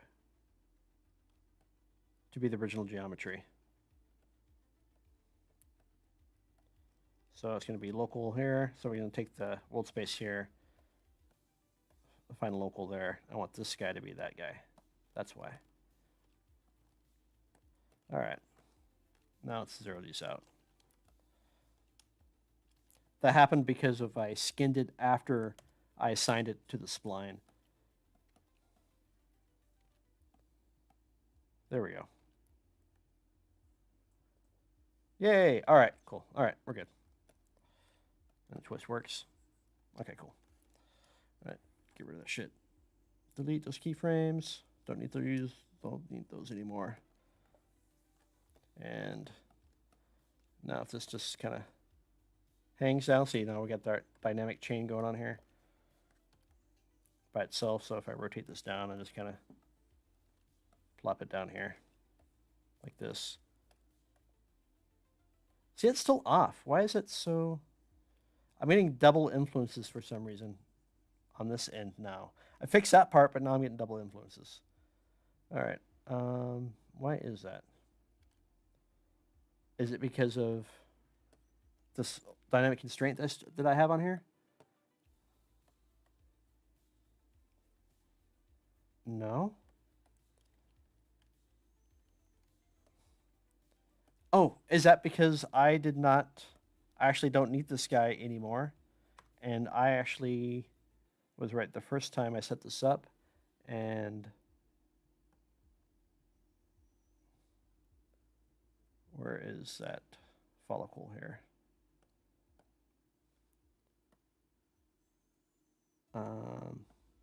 Both ends. Yep, there we go.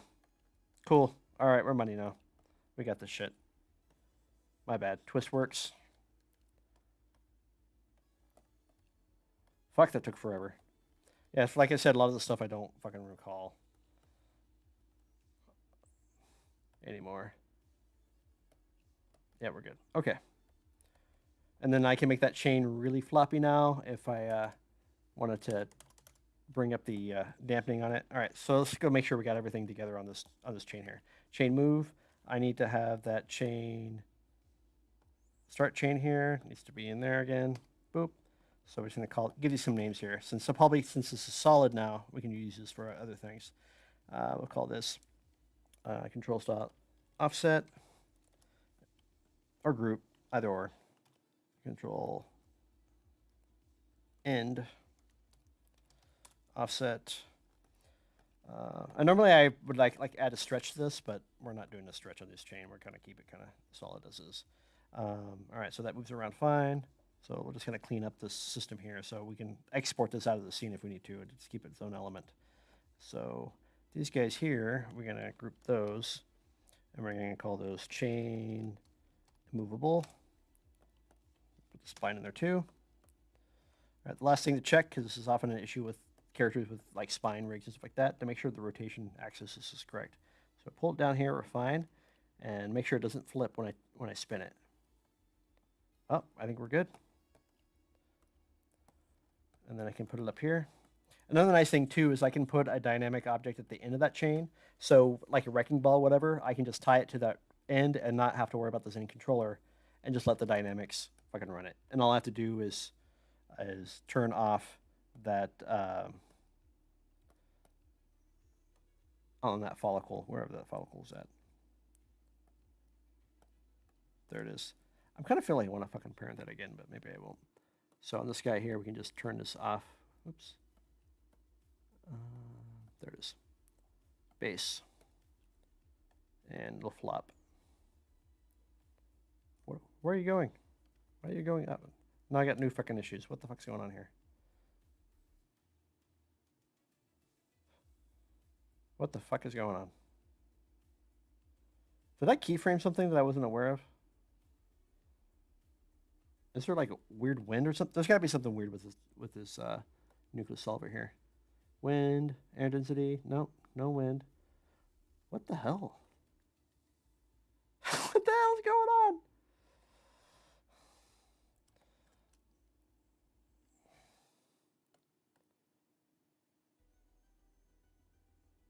Yes, it's tied to the dynamic. What the hell is going on here?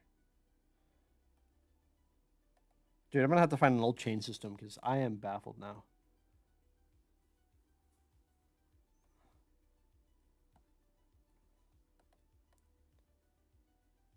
Yes, it's not tied to that. There's something like I have like a uniform. I bet I do. I bet I have a thing I imported from the scene that's floating around here. No. Show. None. I have a uniform dynamic object in this scene somewhere. And I bet it's tied to that train when I was using the smoke stuff. And it's in this scene. It's like encompassing this scene. And oh, let's do this. I know how to find it.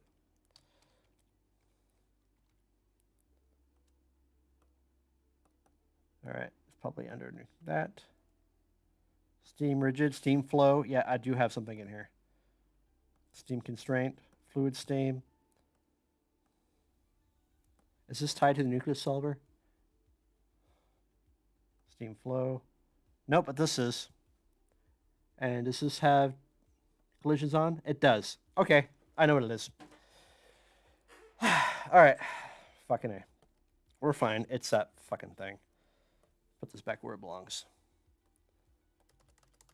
It's like something is fucking pulling a thing floating around, and it's the steam fucking uniform effect that I have in here. I have these like steam clouds that come out of this fucking train, and I wanted to keep part of it because I wanted to use it for these factory billowing. And anyways, that was fucking madness every fucking time.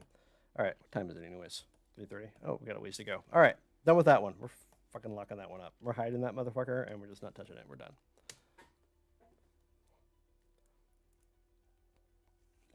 All right, I'm checking chat. I don't know what you guys are rambling about.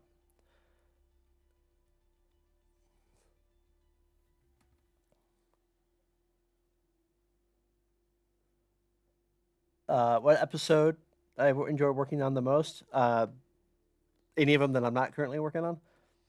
It depends. It just floats depending on the day to day.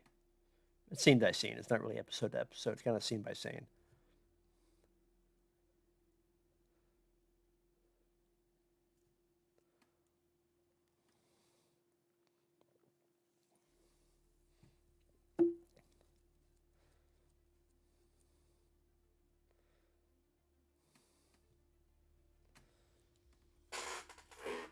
All right.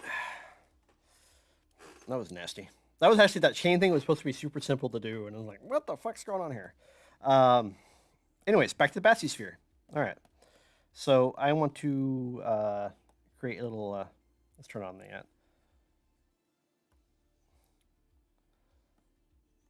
bathysphere. There we go. Blue pencil. All right. Been loving this blue pencil shit. Let's go to another frame here, just so I can fade out. Where is? I got a lot of onion skin going on here.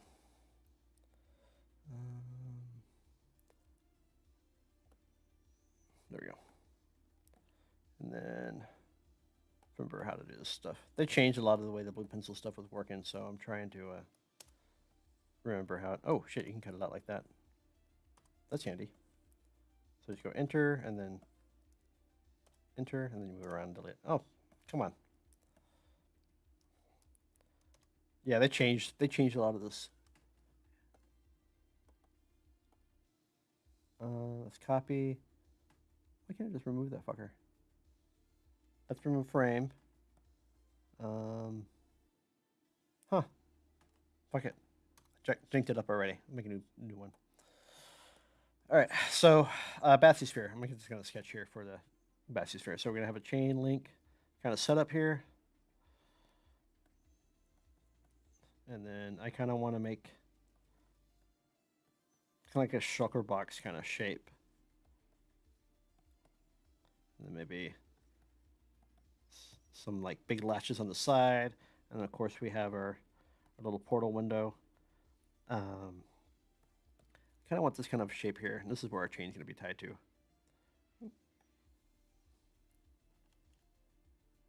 Just click on that and it fucking disappeared. Nice. Thanks, blue pencil. There it goes. Fucker. Yeah, I want something shaped kind of like this, kind of set up here. So we're gonna make one of those together right now. All right.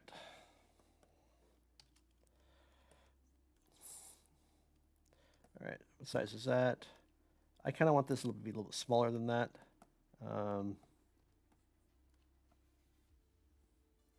Because I want the bathysphere to kind of, this is going to be used on this winch in the same hole this drill is going to be used. And right now it's kind of separated right now for all these parts because like the TNT loading mechanism that we started with and things like that. So I want to get this not too big. No, this is probably good size.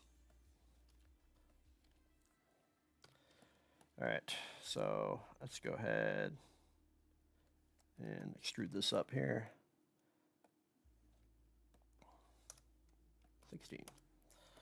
16 pixels. All right, and then we need to hollow this guy out too, but I can't just extrude it. I need to do it in a weird way here. Let's go -32. No, 48. Was 3 subdivisions.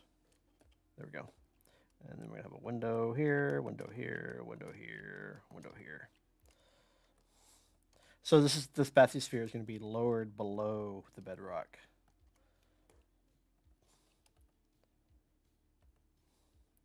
Bridge that shit. Try again. Bridge.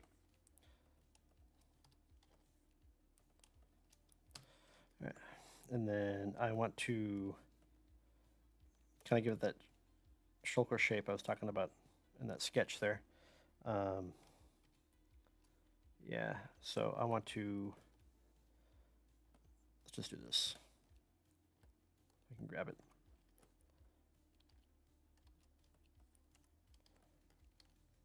Otherwise I gotta go to like orthographic mode and do this. What if I can do it in perspective?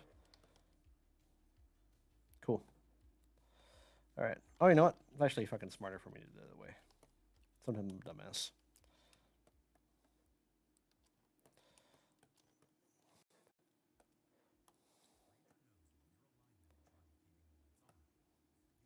That's smarter.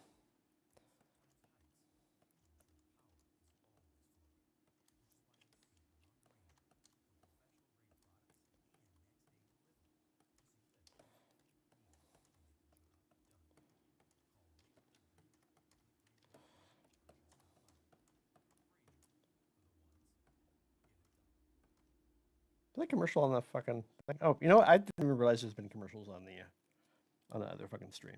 My bad. All right.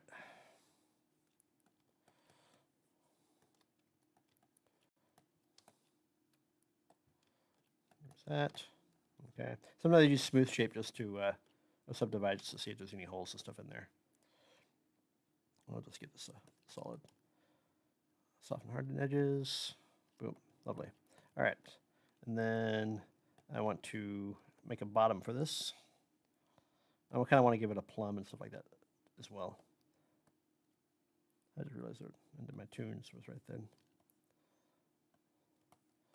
All right.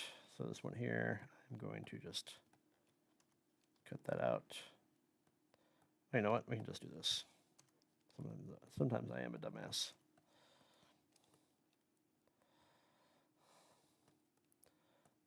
All right. I want to make this about, yeah, about right there.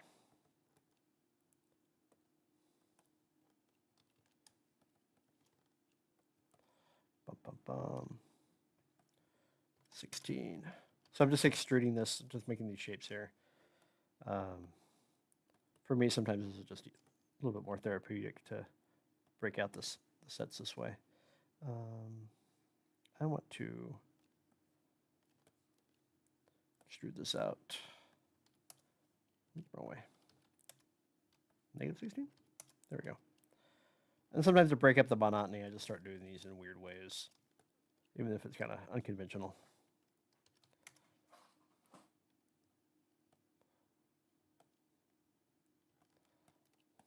Like there's 100 different ways I could have done that, but today, oops, that is this way.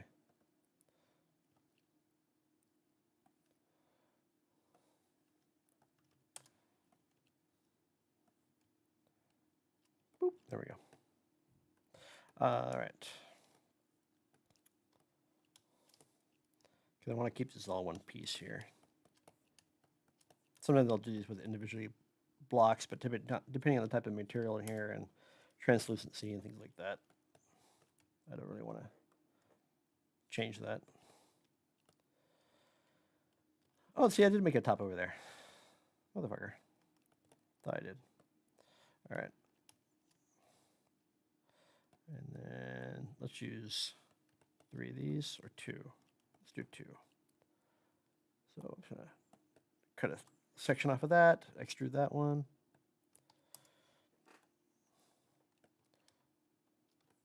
And then I'm going to boom.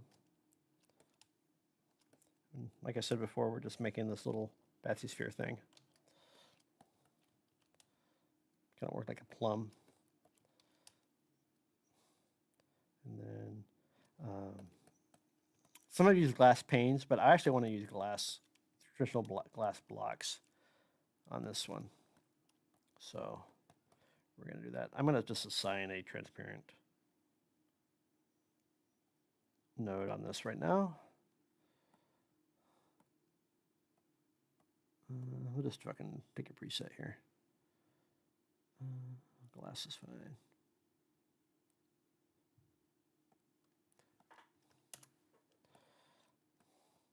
Let's give it a little bit of a tint here just so I can actually see the damn thing.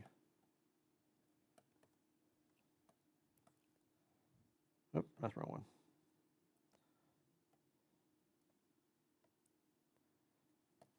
There we go. Oh, that's weird.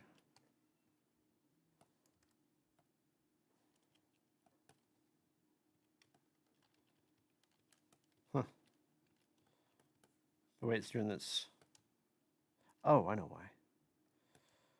Something hard. That's kind of neat. It's from the anisotropic shit. Yep, it is. Okay. I was just curious why it was fucking reflecting like that. It was just odd why it's doing it from the center there. All right. Modify center pivot.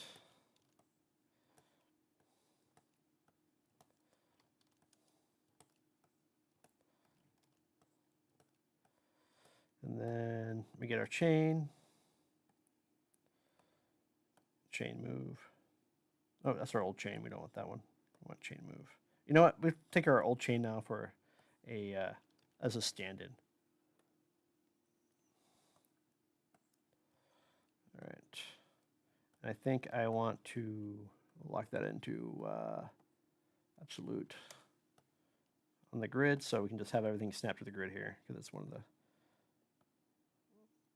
main issues with Minecraft constantly building this stuff is making sure it snaps to grid. Group, modify, center pivot.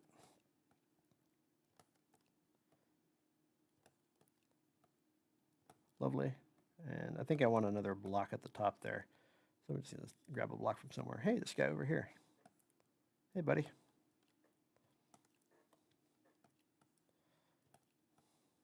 This will be our anchor. We'll just make it the same material as that guy there.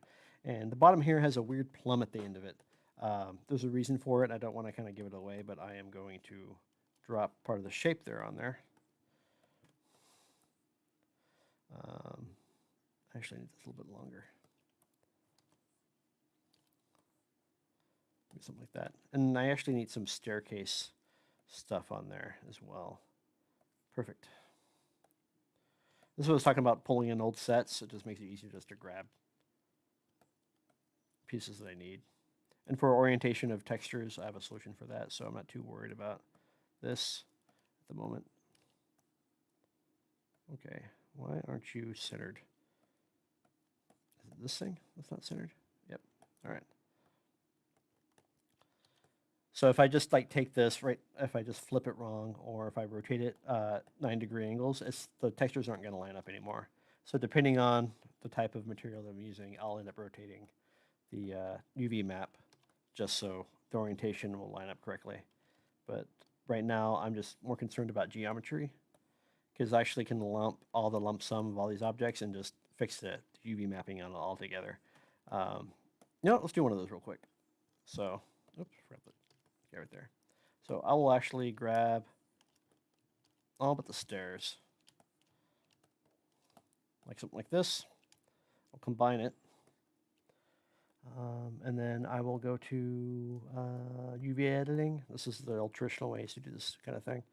And I would go modeling, UV planner, X. So it's all orientated, all one orientation. Why is that offset? That's weird. What the fuck is that? Oh, it's one of the windows. I'll move that back down. And then I'll go to normalize. And then I'll pick another axis. But when I'm doing this way, you'll see that there's funky crosshairs here in the middle. Those are the faces that did not get oriented properly. Nice thing is that they're the only ones I can just select by themselves without selecting the big square. It makes it easy. And then I just do Y. And then modify, normalize again. And then last one, Z-axis, boom. Oops, try again. Boom. Modify, normalize. And then if there's some reason for any of them, every once in a while there's a face that's flipped for whatever reason. And I just go to unfold just to double check this. And when I do this, I usually do like the whole set. So there's like a mountain terrain or a bunch of objects, whatever. I'll just grab all the blocks together and just do one lump sum. So I don't have to do these things individually. We're just doing the bathysphere here just for the hell of it. And then legacy, I'll make sure it's on, there's no pinning on UVs, so I can flip it if it needs to flip it horizontal. And I just use the old legacy version of that. So what it'll do is it'll flip the UVs if they need to be flipped. And typically you can see it happen on here. But it looks like I missed one because I'm missing my y-axis. I wasn't paying attention, I guess. That's all right. We can fix it real quick. Oh, up there at the top for whatever reason. My bad. Let's fix it real quick. UV planner y-axis. There we go. Normalize. All right. And now we have all our pieces. So now if I just assign a material to this, to these blocks, whatever else, all the pieces are, modify send movement. Come on. There we go. Put that window back. Oh, it would be oriented properly. Oh, so there is a hole missing on the top of that thing. I knew it. Fuck you. I really don't need it because it's the glass. All right. Why is it double? That's weird.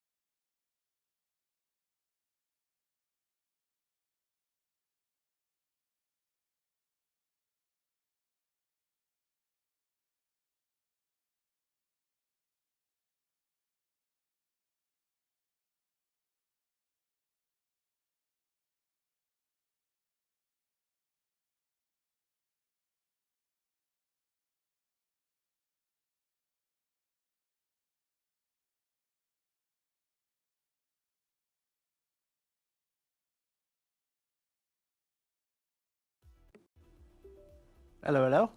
There we go. All right, cool. All right. I just don't want to open up that scene anymore. I just fucking want. So I had the thinking about working on the Creeper Queen as well. Let's do some rigging. I'm gonna hop onto that. I kind of started opening up that scene anyways, so we'll gonna move on to that. Let's see here. Turn off the painter. There we go. Let's just stretch that to fit. Whatever, close enough.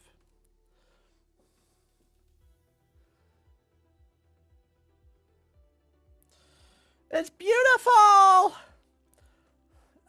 can't get enough of it. Let's see. All right. Got a weird delay now.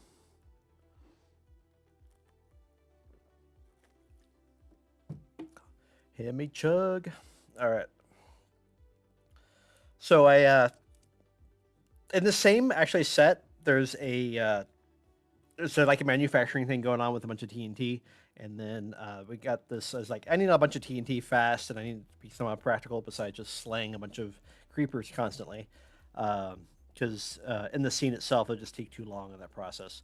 So I needed something to fabricate a bunch of creepers very quickly, and I was like, I'll just do the creeper queen kind of thing, and just do like the termite queen kind of bit.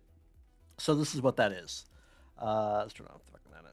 So we are making a big ass termite queen here, and I was in the midst of, if it'll render for me, of testing out some render stuff with some translucency, some transparency shit. So, but I got this to work, and I'll probably make a map where the have some of that, like, kind of like how they have termites, you can kind of see the translucency of the eggs inside the termite. So I want a little bit of that occurring to get some of the disgusting kind of feel with this creeper queen. So that's what's kind of going on here, and she's just going to be on the screen for a couple seconds. So I'm not going to make a full rig. It's just going to be kind of a partial rig, but there's some aspects to this I need this to do the job for the shot, basically. Oh, venture something? It's still about. It's just a personal project that, when I get time, investment, I've worked on it a couple times throughout the years, but it's mainly just a graphic novel I work on every once in a while.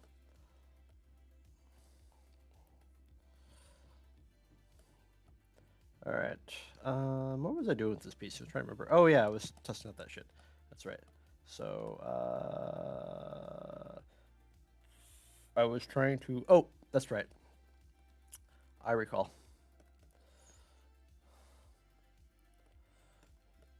I need to turn off a couple things.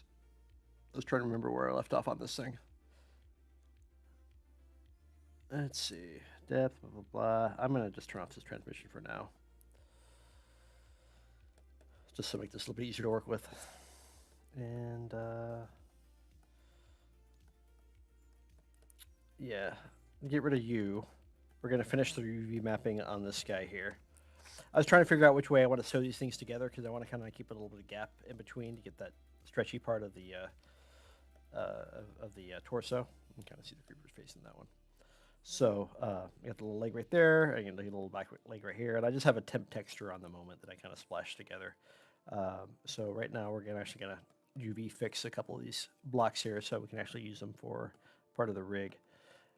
And since these are repeating, you might as well do that now, so I don't have to make a bunch of these.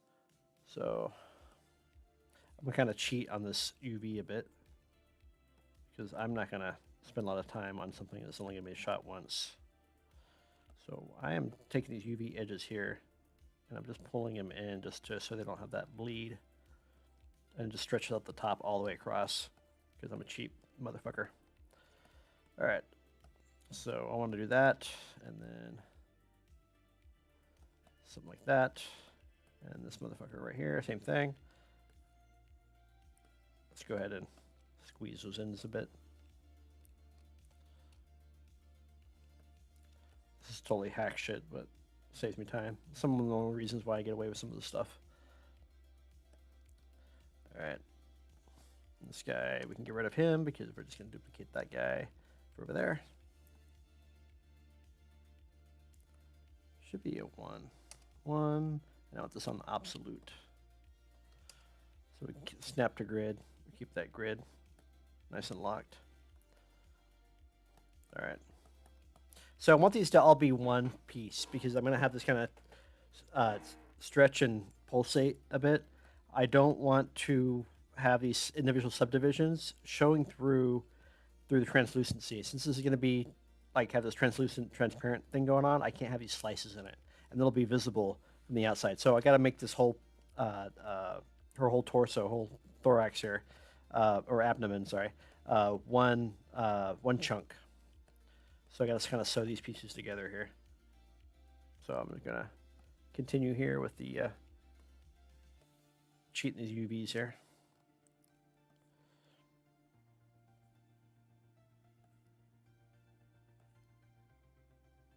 Close enough. And then I'm going to combine these.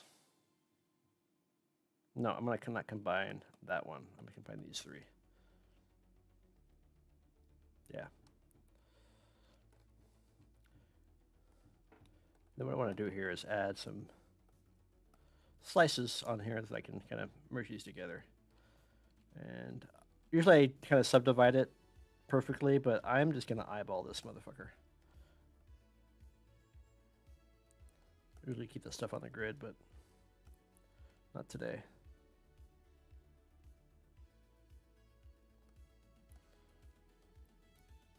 I can probably turn on a mirror too, but since I'm only making a couple of these, it's all right. All right, so I'm looking up for areas that the grid will line up here. Edge loops 2, no, 1's fine.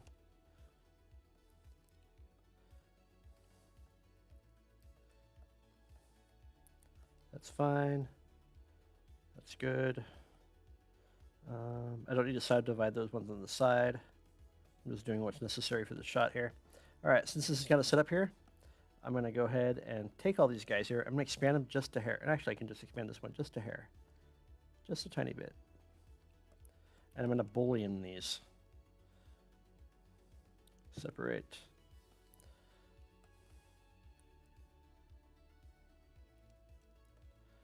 All right, so they become one. I'm inside the thorax now, and see, I can see how this booleaned, and it's pretty close, but not perfect on the slices. So what we're going to do here, we're going to merge these vertices together. There we go. And once that's set up there, delete the history. I'm going to take this guy, flip it, and that's going to be your back half of our thorax here, or abdomen. Nope, I grabbed. I shouldn't have grabbed.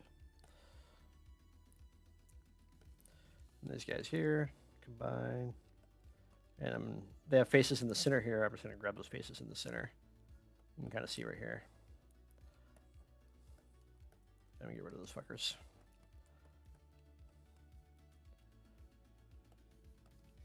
Merge that shit together. Oops, got a little bit of gap there. Let's tighten up that threshold. Perfect. All right, let's get the last 2 pieces here.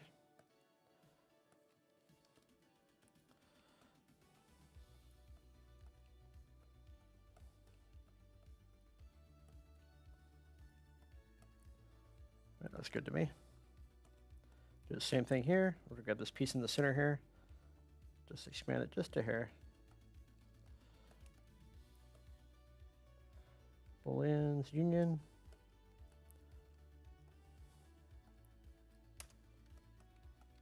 All right, subdividing it so it allows me to see the whole piece as one big chunk.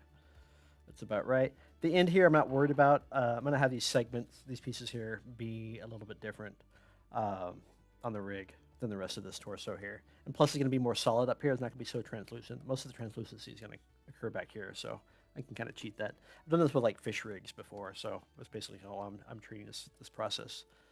And then let's go ahead and delete the history for that guy.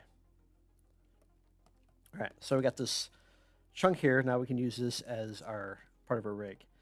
The only problem here is that when I'm using this rig and I want it to pulsate and stretch, I want a lot of the stretchiness to occur on these divides here, not so much in the middle parts of this. So I'm actually going to subdivide these right on the edges of these light colors here to make that area have a higher density of polygons, so I can actually stretch it more.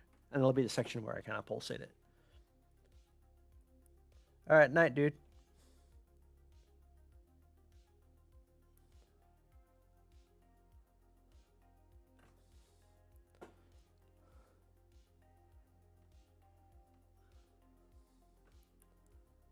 All right, so let's go ahead and kind of slice that part up.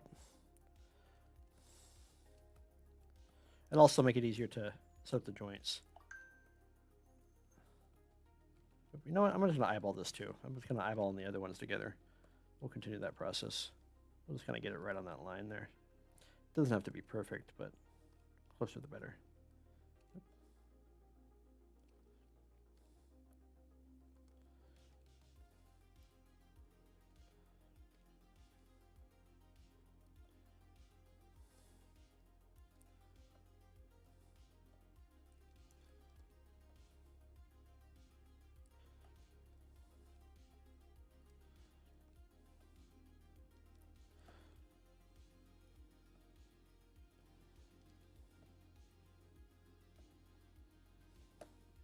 All right, and then yep, that'll do. And then I'm going to go ahead and go to edges here and select constraints. So what I want to do is soften hard edges. Select only the hard edges, like that.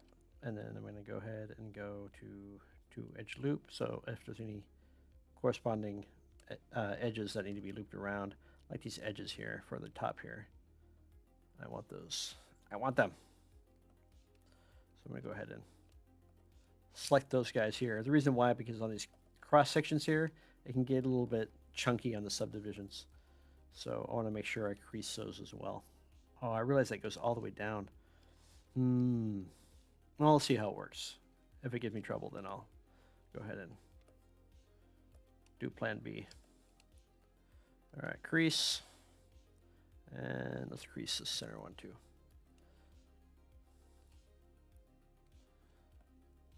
So what I don't want it to do is do some weird shit with the UVs. And they're pretty much staying in place. Let's do a little test render here to make sure they're doing the job right. And let's go to Arnold here, and I want Arnold to subdivide this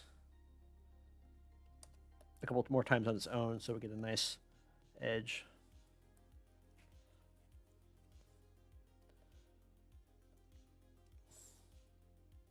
That's about right. And let's turn up that transmission here. See that, get that see-through action going on.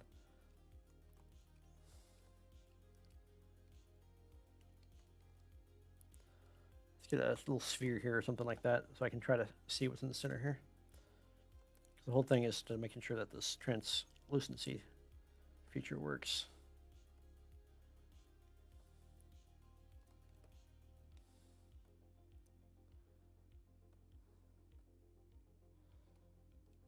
I'm not seeing it.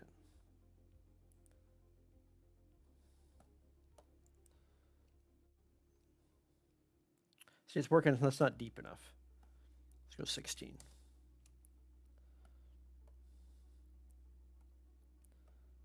I just want enough so I can kind of see these eggs coming in and out.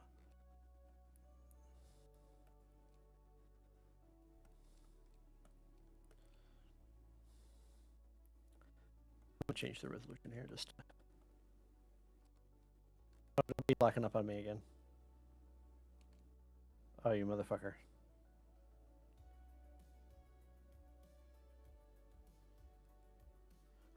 I think I need to change this to DirectX viewport because it's getting angry.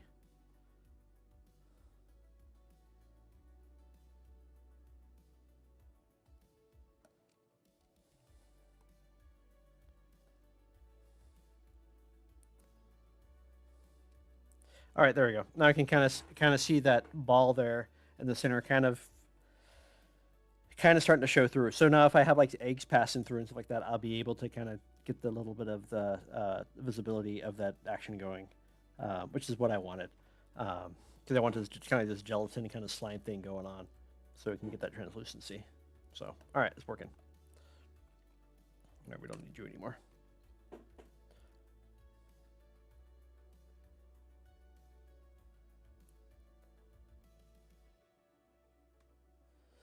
All right.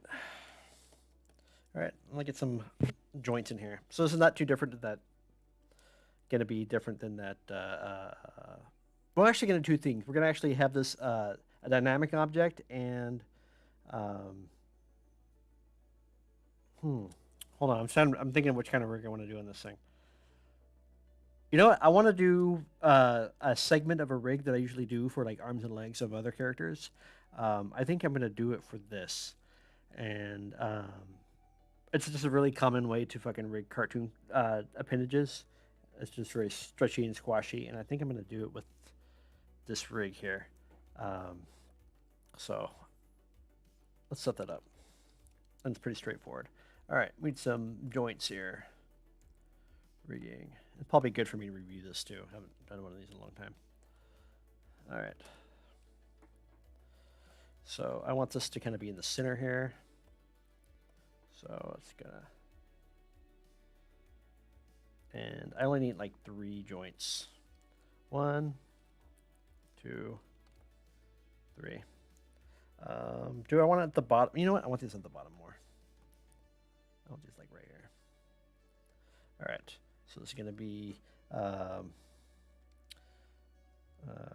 abdomen, thorax. What is the last part? Is it head, thorax, abdomen? Or is it head, abdomen, thorax? I can't fucking remember on fucking bugs. Anyway. Let's do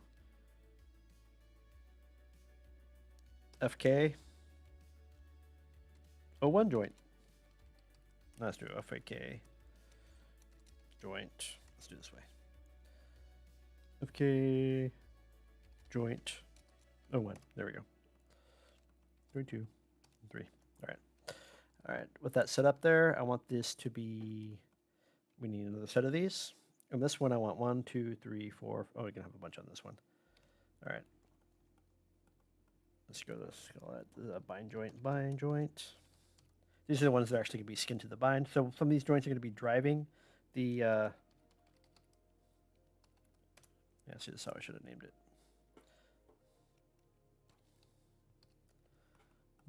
Driving the rig, and the other one is going to be driving the skin. It's nice to have these 2 different sections here. All right, bind joint 1. So I want these to kind of. It's kind of weird because I want a joint on each side of this area that's going to stretch a lot. So I want one at the end, of course, and then let's go ahead and this FK joints. Let's make them radius like 4 or something like that, so it makes them easy to grab. So I want there. I want one. There. I want one. Ooh, hold on. Turn that on. There we go. There. I want one here. I want one here. I want one here. And I want one here. Boom, boom. Boom, boom. And boom. One at the very end of that one. And then maybe one at the very end. There we go. So I can accordion each of these sections independently without affecting the joint next to it. So I'm just kind of pairing this up. It might actually be smart for me to actually have a joint in the center here. You know what? Fuck it. Let's do this. I'll name your joint 0.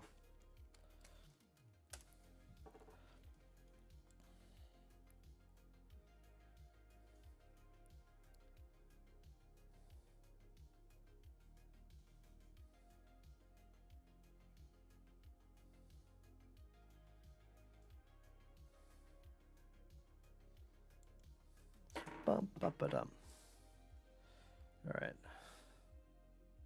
Yeah, that'll work. Cool. All right, so on this, what I want to do is make a giant NURBS ribbon for this. So let's go to surfaces, and I don't know how long this is going to be. Let's do 1.5. No, it's going to be like...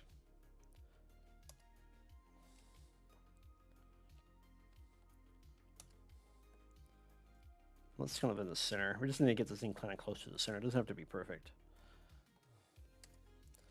Oh, longer than that. And 4.5. Come on, 4.6. Oh, you know what we can do? We just do 4 here and do like 20. Makes more sense. There we go. I'm a dumbass sometimes. That'll work, just like that. And then I want at least, we have the 3 main segments here, so we need at least 3 patches here. And then each one of these, so each one of these FK joints is going to drive this shape.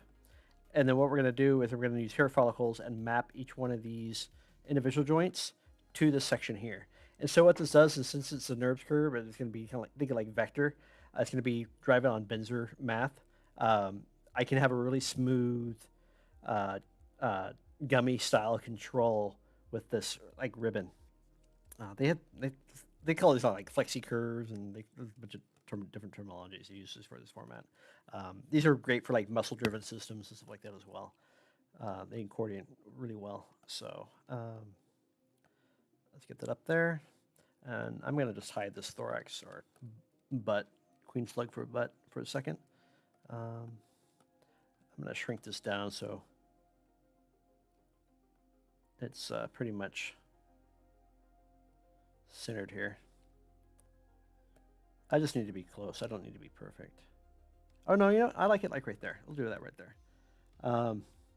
And I'm actually going to divide this 5 times. No, sorry. 4 times, 1 in the middle, 5 times. 1, 2, 3, 4, 5. No, it doesn't have to be. It can be 3. We'll do 3. All right. So this guy, and this guy are going to skin to this guy. So we're going to go. I'm actually going to go ahead and delete the history on this guy. Delete type history. I don't need that to be updated every time I animate the character. Rigging. FX. No, rigging. Find skin. Flex the joints. Yada, yada, yada. Distance. Max 3 is perfect because it's only got 3 joints. All right, so we have the 3 pieces here. And see how flexible this is?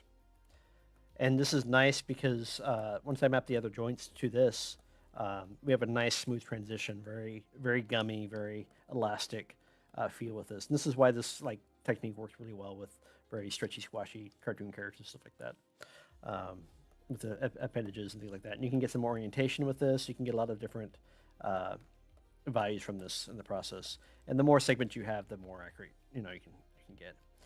It's really, a little bit low on the twisting availabilities on this because sometimes it's just like skinning process, you'll have that twist flip going on, but you can actually change the way that operates with another controller. But on this character, she's not going to be twisting very much for these scenes, so I'm not going to worry about implementing any of that. All right, and these are basically going to be our controls for our thorax as well, so we can use it for stretch and squash and all kinds of stuff like that as well.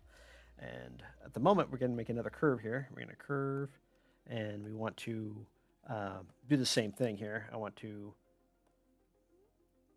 make sure this is on cubic here. 1 there, 1 there, 1 there. And I'm going to go ahead and skin this as well.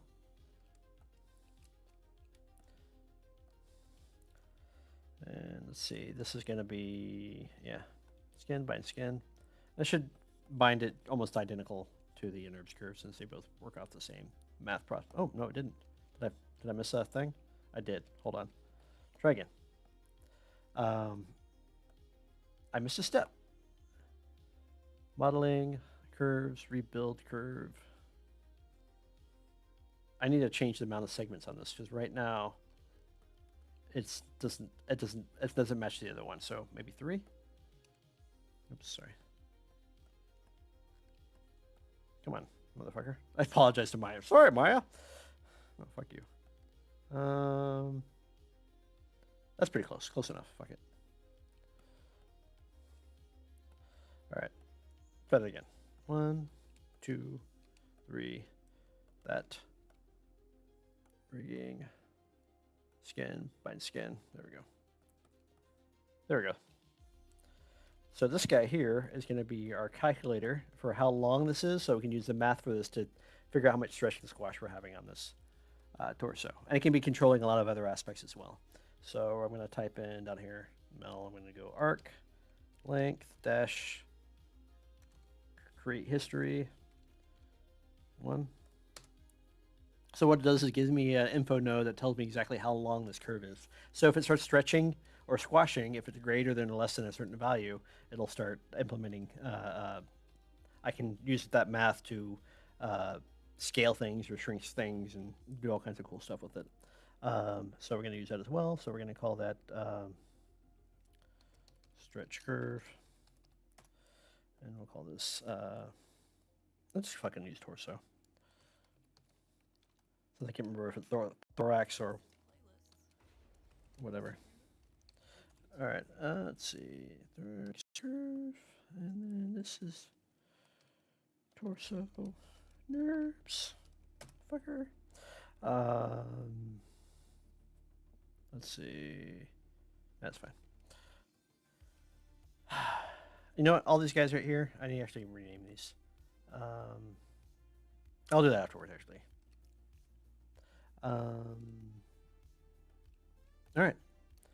So window node editor. We'll take that curve info node and do a multiply divide node. Multiply the linear node. This guy here.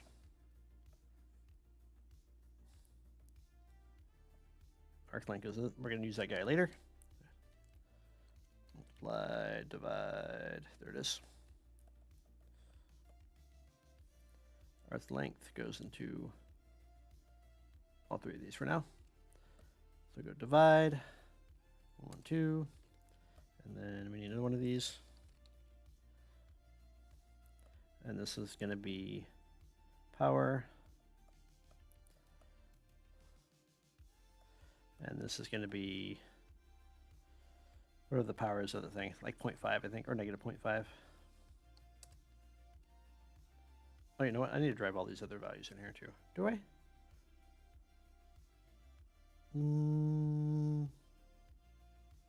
Yeah, I do. Oh, this guy here, output here. This is our main scale. That's what we need that for. This guy, this is our scaling tool. So basically, if we scale the whole rig or not, this is our value that we have to change this globally. Let's see. I want to output this to these guys here. There we go. So far, one scene. I mean, she'll might be used for other stuff later on, but at the moment, she's just Queen Flag for Butt here is just going to end up being used for one scene. Let's see here. And let's see, where was I? Boom, boom, boom. Let's call this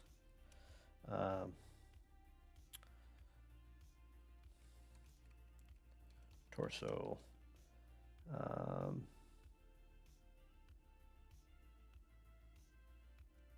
Pow. Multiply, divide. Yeah, that's right. Okay. I'm trying to remember some of my terminology I use for this shit.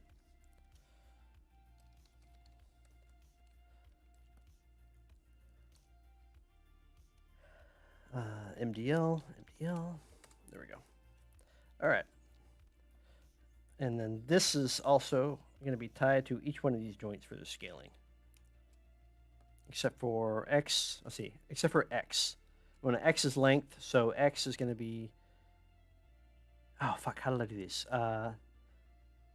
X is going to, I don't remember. Oh, we'll have to fucking do this to see. All right, because I can't remember this on top of my head. Animation editors, connection editor. All right, we want to run a cable output here. Output X is going to be, grab all these joints here, because these are all the ones that are going to end up being scaled from the stretch and squash. Oh, come on, you. Grab you. All right. And output, scale, scale, scale, scale, scale, scale, scale, scale, scale, scale, scale. Oh, not you. Scale. And scale, scale. Oh, shit. There we go. Put that mofo back. I didn't realize that moved that node when I accidentally hit on the translate there. All right, there we go. All right, so theoretically, if I move this guy here, these should be changing the value, and they're not. All right, figure out what's going on here. So this guy should be changing their value, and they're... Did I connect these to the wrong node? Oh, no, I did. Let's try this again. No torso power output. That's right. Divide, divide, divide.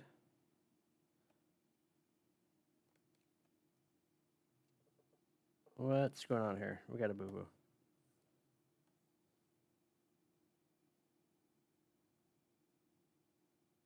Curve is non-rational. Weights are 1. What the hell just happened here?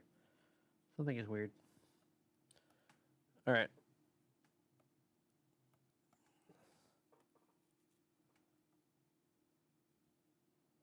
Okay, curve. Length. That times that. That's great. Output of that equals 1. Oh, my bad. This doesn't change. This is supposed to be... I see what I did wrong. Back it up. This is supposed to be static. There we go.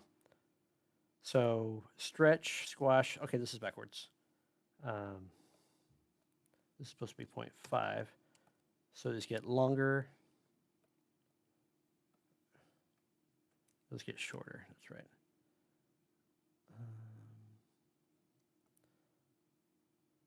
Why is not doing it right, though? Divide that to that.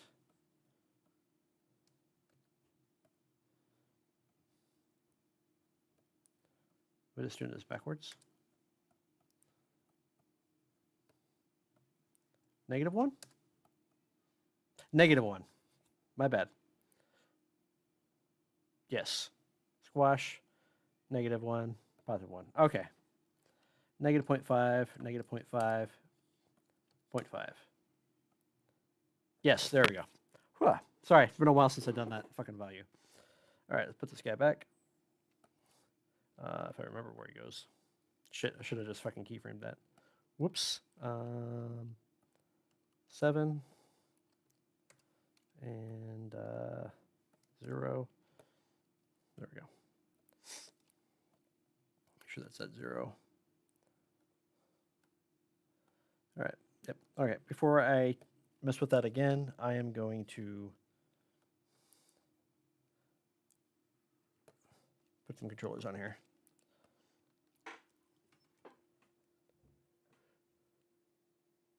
Let's see. Show report obscures. There we go.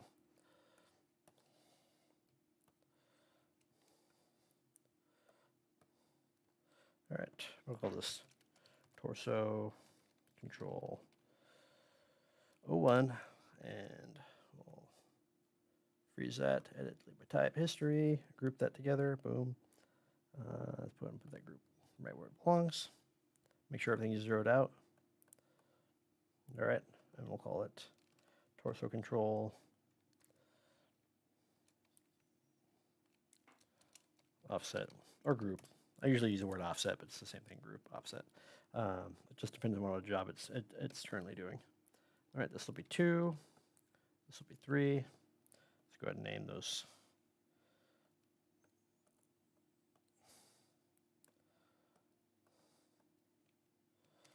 Parts there.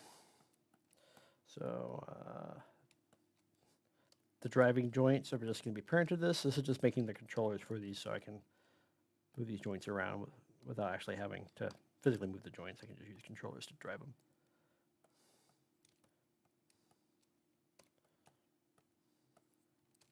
Oh, come on. Oh, did I parent that the wrong thing? I did that backwards. Good job, David. All right, try that again.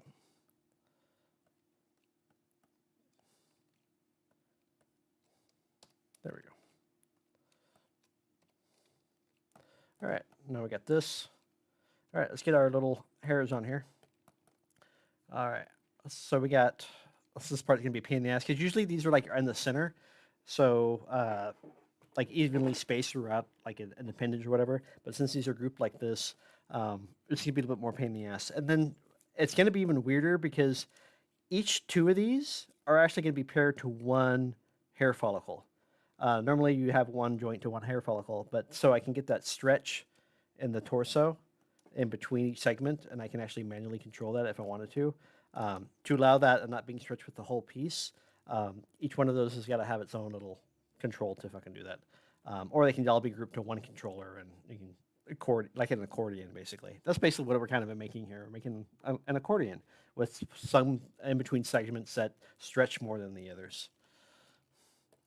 All right, so that's good on that. Let's go ahead and create this. For some reason, the last version of Maya used to always crash with this, and I don't know why. So we're gonna try this again. Hopefully this version doesn't, because I haven't done this with Maya 24 yet. All right, so we're going to assign create hair. That's right. So nerve groups is fine. We're actually not going to use any of that information here, but on the UV, that would be that. So we need to figure out how many we have here. How many pairs we got? We got 1, 2, 3, 4, 5, 6, 7, 8, and technically 9 for the end. So 9 by 1, and it's just gonna be static because we're just gonna delete all the other information on there. There's a new way to do this. I don't know what it is, but we're just using this fucking old way of doing this. Oh, wrong way. Damn it. Every time. 9, 1. There we go.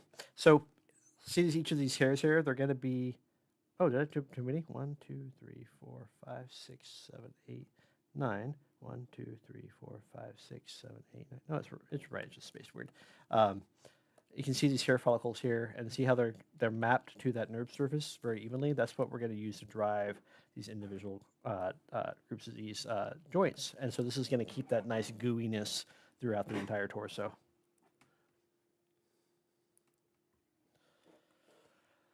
Howdy, howdy, in Dexter. And I need to start reading people off now on this kind of stuff. I need to get used to just streaming all over again. I lost my tunes too. I know it's just playing background music, but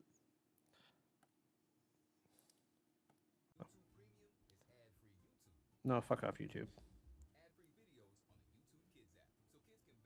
Yeah, Tokyo Funky, I'll take that.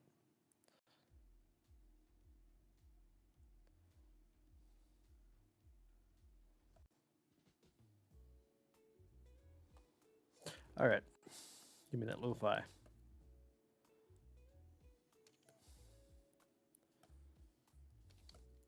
All right, looks like it's good to me. All right, so these follicles here, if I need to move them around, I can. We actually don't need the output curves or the hair system for this. We just need these little doodads here. So since it's not centered perfectly on these guys, we're just gonna have to move these around a little manually, and they're gonna be on these values here. And so we're just gonna have to kind of eyeball them. That's all right. We just have to get kind of close. We don't have to get perfect. So let's see, like 4 for that one. Perfect. Next. This guy here, he's good where he's at. This one here is a little high. So we're going to move him a little lower.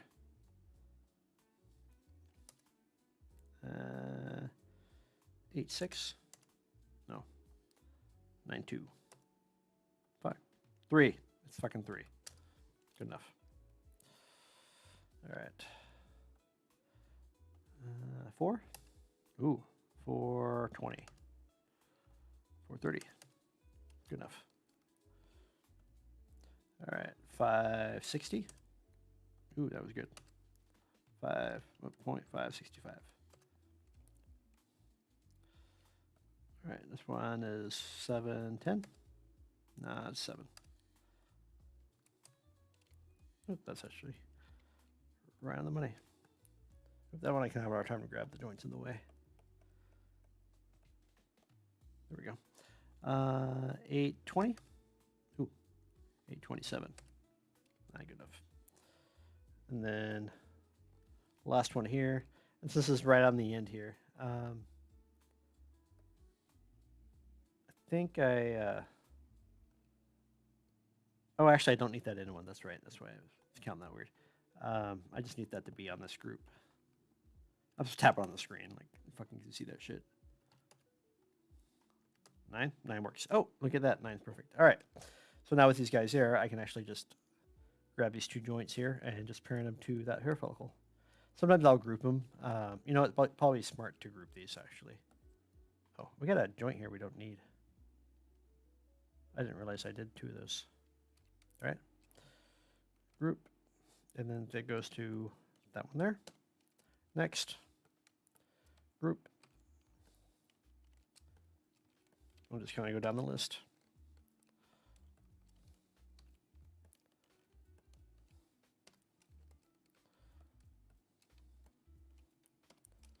This is kind of a good review because obviously that chain I did earlier today, holy shit.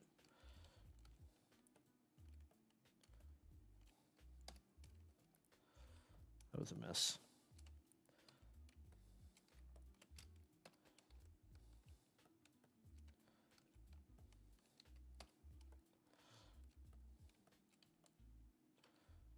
All right. Now with that, we should have some sections here. Now see, we can get those individual joints. And those are the joints that are going to be driving our torso. And we can actually skin our torso to those guys right now. For some reason, I feel like I missed a joint group. I did. These guys right here. Yep. Cool. All right. So since we already did the UVs on that guy, and we did the... everything else is going to be texture based, so really don't have to do anything more on this. I'm actually going to get rid of this crease edge in the center, though. I'm not going to need that. So we'll drop that off.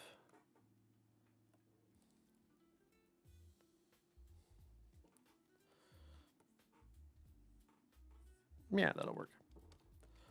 All right. I'm going to grab these individual joints and skin.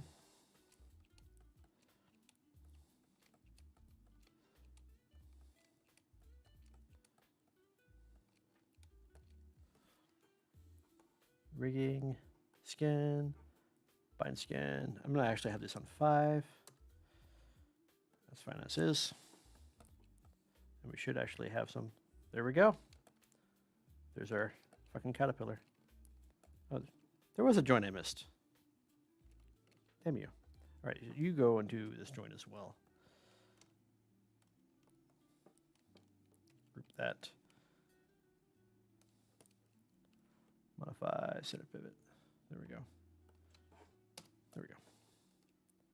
There we go. So this is what I was talking about, how we have a nice kind of elasticity. I can go in here and paint the weights to have these stretch or to have these a little bit more conformed on each of these sections here. But this gives us our squishy fucking caterpillar look. And what's nice about this too, it gives us some twist. We'll just smooth out some paint weights in the top here. We actually can do some of that right now. So wherever it's kind of crunchy here, you see on the top there. The other option to do this too, if this gives me problems, is to just use a lattice instead. But I kind of want to keep some control between these sections here. You can kind of see I'm kind of doing it right here, where this stretches out faster than these sections here do. And that's actually what I want to occur. And I'll have to manually paint the weights to do that. I might do it on the stream. I might not. It's already almost 5. Yeah, I'll do it later. I'll do it's just manually tasking. So, but at the moment here, let's go ahead and even out this. So I just realized there's a couple tools I have that are not on this version of Maya, and I gotta fucking drop those plugins on. And one of them uses hammer weight tool, and it's fucking amazing. It just makes it smoothing out weights a lot better. Damn it, it's not on here either. So I'll have to do this manually. Where's paint weight, skin weights there? Boo. Because Maya's built-in paint weights tool sucks balls.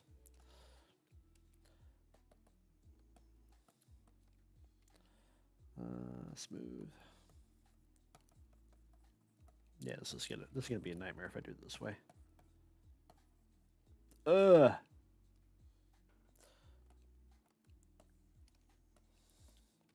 I wonder if I can hammer weights. Let's see if I can do. I'm just doing a small section here.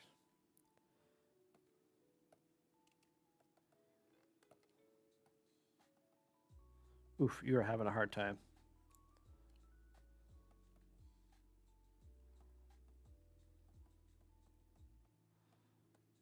Yeah.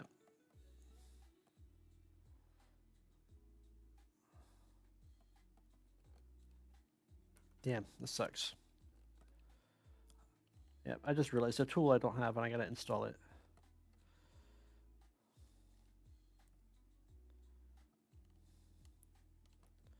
I need to trim that.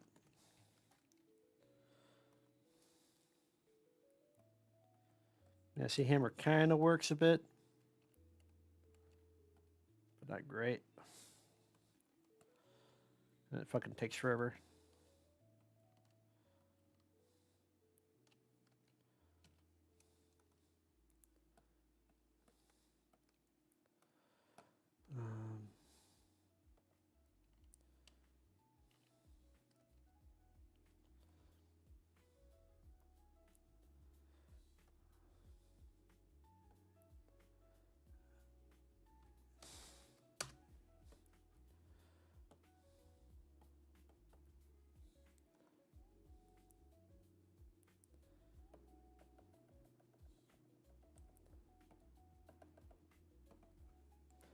Yeah, it's gonna take forever this way.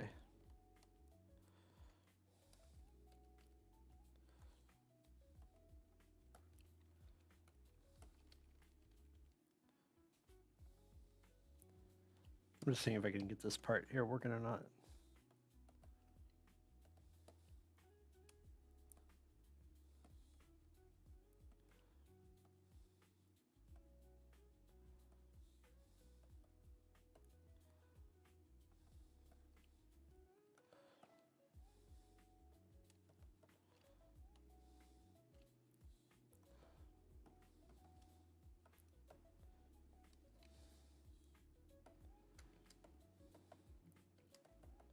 It's trying.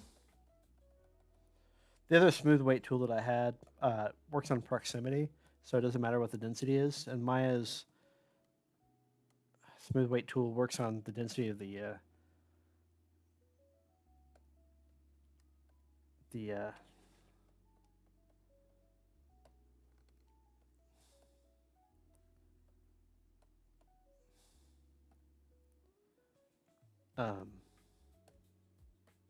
mesh for it to work, and it's really annoying.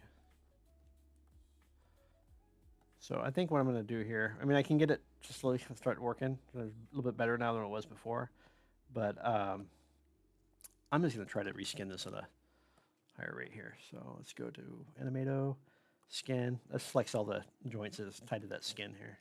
Skin, unbind skin. And let's try this again. Skin, bind skin. Let's go. Let's keep it on 5. Distance, neighbors. They don't have the fall off they used to have.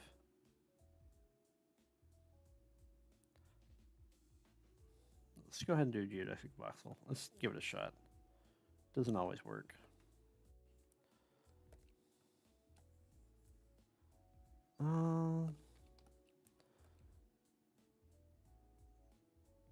It tried.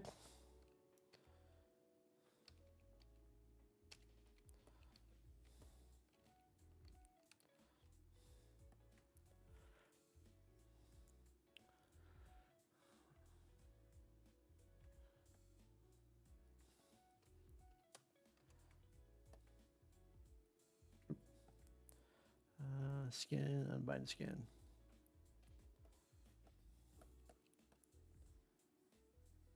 Yeah, I'm just gonna have to do this manually. Boo. All right. But at least we got that part of the rig set up, and I can go into and manually tweak any of these if I want. So what's nice about this too is that now if you want to like scoot around across the plane, you can actually do that. You can, you know what? Let's test that out actually. Let's hide that junk there. So let's see if she scoots. Scoot. Hold. Hold. All right. Stretch. Grab. Scoot. Let's grab both these. No, I want to grab the butt first. Scoot. Hold. And hold. All right. So we can stretch that out, and then maybe even like here, kind of do a little snaky lift, do a little maggoty action. And then here we're just gonna plop it down.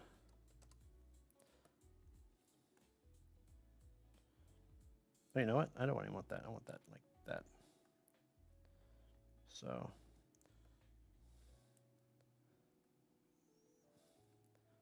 let's lift her up a little bit. There we go. Reach. And then, see, I probably could have used another set of joints in here, but she's not going to be used very much in the scene.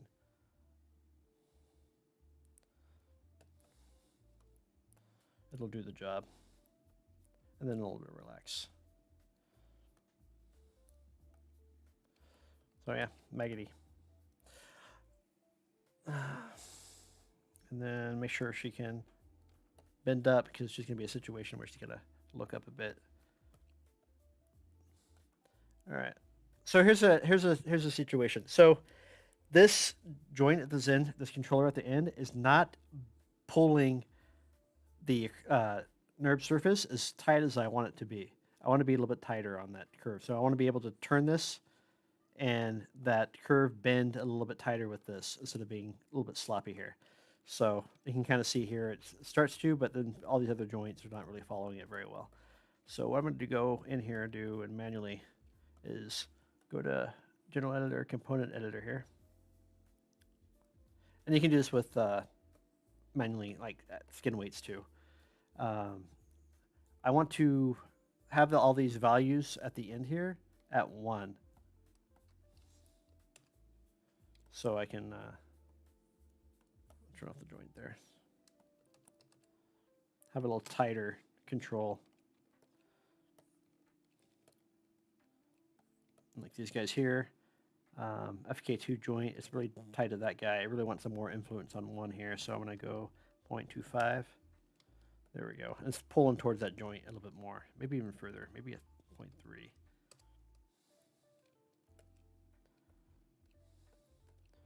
And just turn the surface back on again. And that's a little better for me. That gives me a little bit more control to bend that. God damn it, it's so crunchy.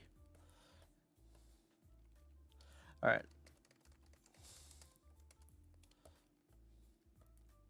It's kind of making me want to do the lattice thing, but I can't do the lattice thing because of these joints here.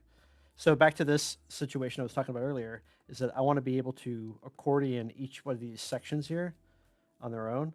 And this was the main reason of grouping these together in that sense. Put this group in the center here, where I can actually stretch and squash each of these sections. It's not skinned very well, but you get the concept. Like this piece here. That piece is actually kind of doing it.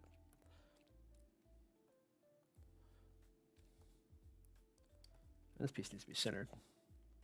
So I'll go through here, and that piece is working all right. Manually tweak that shit. But anyway. So that's fine for that part. How about our butt? Is our butt not... See, our butt's not pulling quite enough either. So let's go ahead and tweak that as well. Let's see, all 3 of those 2 guys, but definitely 1. Let's just one those out. And this is probably 0.75. Oh no, that's to 3, 2. Yeah, that's right. 0.75, and this can be 0. That's a little bit better. All right. So yeah, this could have used 5 segments instead of 3. Good thing it's only been used for one shot. All right, then that's that part. Let's turn on the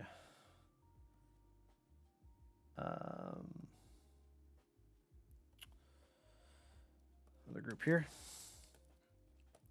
And this section here, I might actually just pull it off a spine rig off of the actual main character rig. Same thing with the legs here. I might just cheat this and not give them the whole leg system and pull off the legs off of another rig.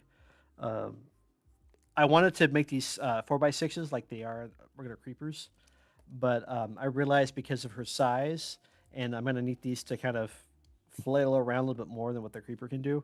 I had to make these a little bit longer, so I did make these 8x4s. Because they're longer, they don't match any of the other mobs that I have rigged up. So the closest I would have would be actually just one of the humanoid rigs. So you know what? Let's go ahead and just drop one of those fuckers in here.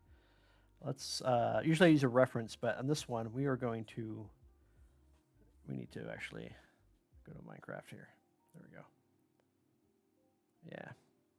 We're going to go to rigs here. And we just want the base rig.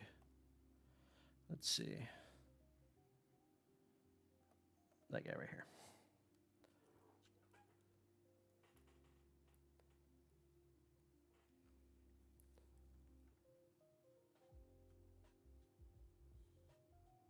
Bum, bum, ba-dum, bum. All right. And we're just going to use this just to rip stuff off. All right.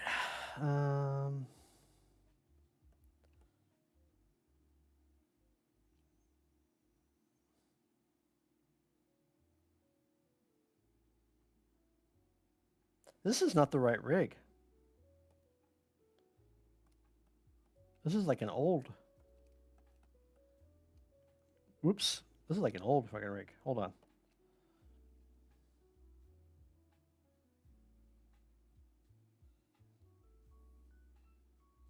Yeah. Since I imported that, I was going to mess up some stuff here, so I'm going to clean some of this shit here. Expressions, unknown. Yeah, it works fine for me. Gotta make sure I didn't break this. All right, and then let's go to Windows, General Editors. My bad. I've imported the wrong rig. Import V008. I just imported like a working one. Whoops. All right, there we go. There you go. So this is the base rig used for all the Minecraft characters themselves. So what I'm going to do here, I'm going to rip and strip some parts in here that I'd rather just use instead of having to re-implement them. So just so I have a little bit more control. And these rigs are set up to modular, so I can just rip an arm off and fucking use it somewhere else. So taking a look here, I'm seeing how I want those front legs to bend. And I kind of want to make them bend kind of hoofy. And if you kind of look at the side here of an arm rig, it kind of gives us that hoofy feel for I could use for the creeper's foot, or I can just grab the old creeper foot rig. This is okay too. I'm just thinking the animation I got to do is kind of like a horse kind of like neigh thing, and I'm going to make sure that this can do that job. Yeah, we can do that. Okay, so we're gonna still those. We won't need the arms. So let's go ahead and butcher this dude.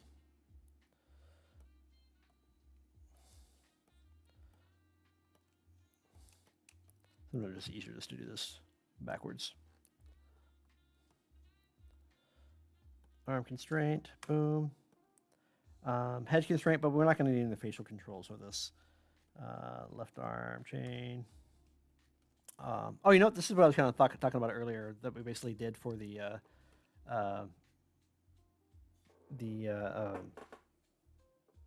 torso for the rig is basically almost the same setup as this. So I'm grabbing that middle joint just like they did on that thorax thing, and just secondary controls they can do for like cartooning action and stuff like that. So I'm just grabbing the individual joints here. You can kind of see how this is one segment, that's another segment. It's basically kind of the same setup I was doing for that thorax, for that. Oh, this is the. Oh, that's right. It has an aim twist on there for all kinds of weird stuff. Anyways, we're gonna yank these legs off, and we're probably gonna use this torso here. I'll probably scale it as well. But all this stuff needs to be separated. We don't need that nucleus solver here. We don't need those arms. No, we'll keep the head squash on there. So I'm just basically eradicating everything I'm not going to need for this rig. I'm not going to need this facial stuff, but I'll take that off in one big lump sum. Because I want to keep the eyeballs focused on that system. Let's see, knees. I guess I'll keep those because there's no reason to keep those for the legs. All right, so I can just find the leg here, left foot flip, and then I go to left leg constraint. There it is. So that's one of our legs, and we're gonna hide those lettuces. Right foot flip, right foot flip leg.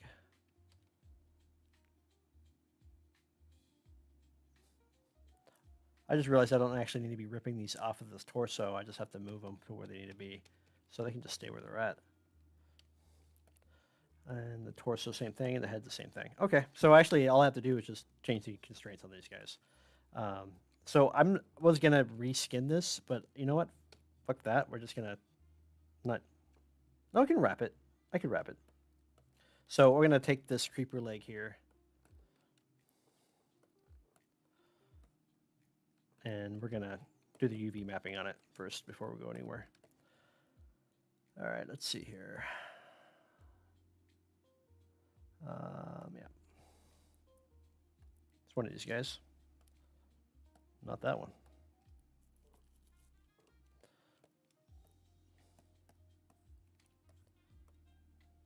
All right. Let's see, UV, let's go modeling, UV automatic. And then this one here is just going to be going from the front.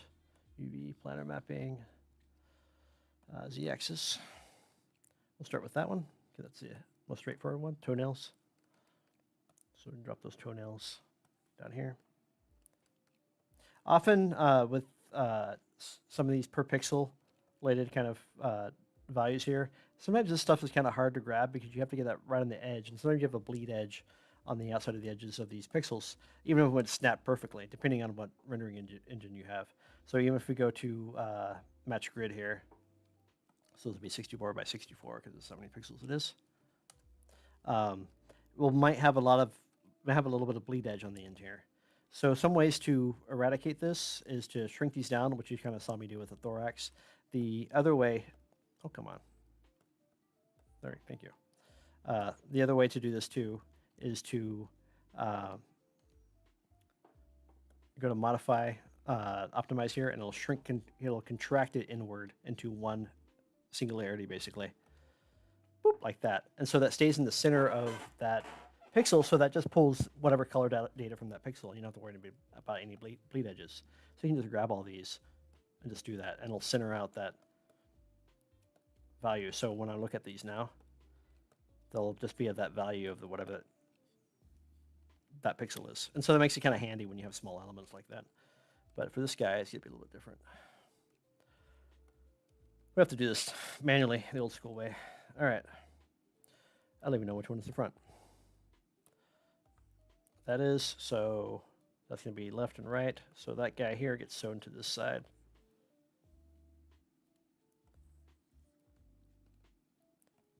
Yep. All right.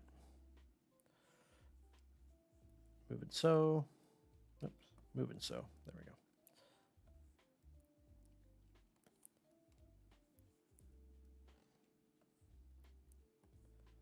And this one goes up here. This is the bottom. I haven't done the textures for it yet. You can kind of see the texture map in the background. It's just kind of blocked out because I couldn't use a normal creeper for this. There we go. This goes all the way back down here. And normally I would put this over the toenails, but I don't want them to be on that. I want the toenails to stay as a separate shape. So I'm just going to kind of float these guys right above it. And kind of scale it to be kind of close or close enough. And then we can just go to grid again, match grid. That can be sewn right there. And sometimes just to help some bleed edges on these ones, I'll just squeeze these in just a bit.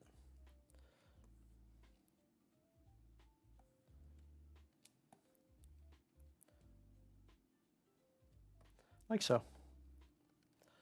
And then I want to crease the edges on this because I subdivide these, but I want to be able to have the, we can actually combine this together now.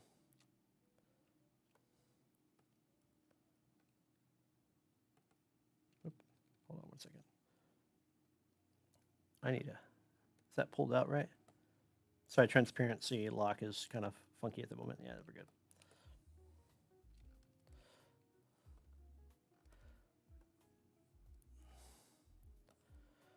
Modify, soften hardened edges. And we're going to go to select, use constraints, select only what's hard, and increase it, just like I did on the subdivisions for the thorax. So when I subdivide it, and keep the nice bendy curves on it, but keep the hard corners together. You can kind of see it here in the viewport.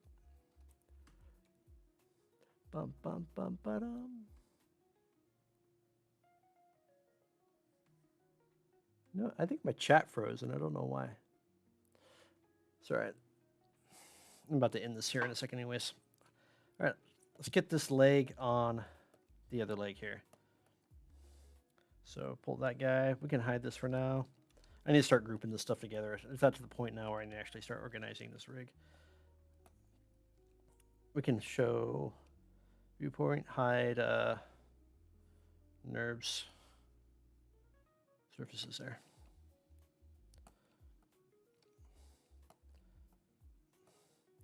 And then I want to duplicate this guy, invert it.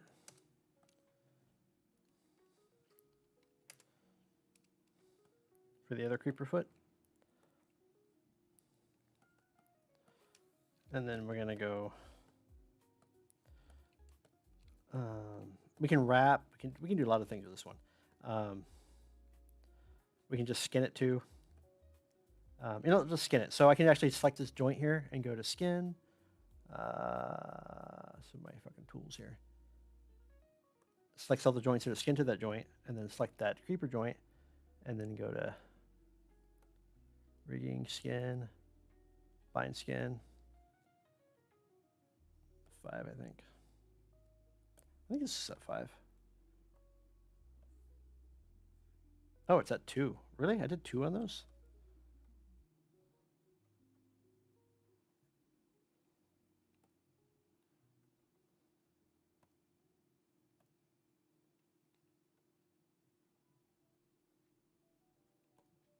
Huh. All right, whatever. And then I can transfer the skin weights to that. So I go skin. Copy skin weights from that to that. I forget which way this goes. Skin. Copy skin weights. I'll know right off the bat here. That is wrong. That to that.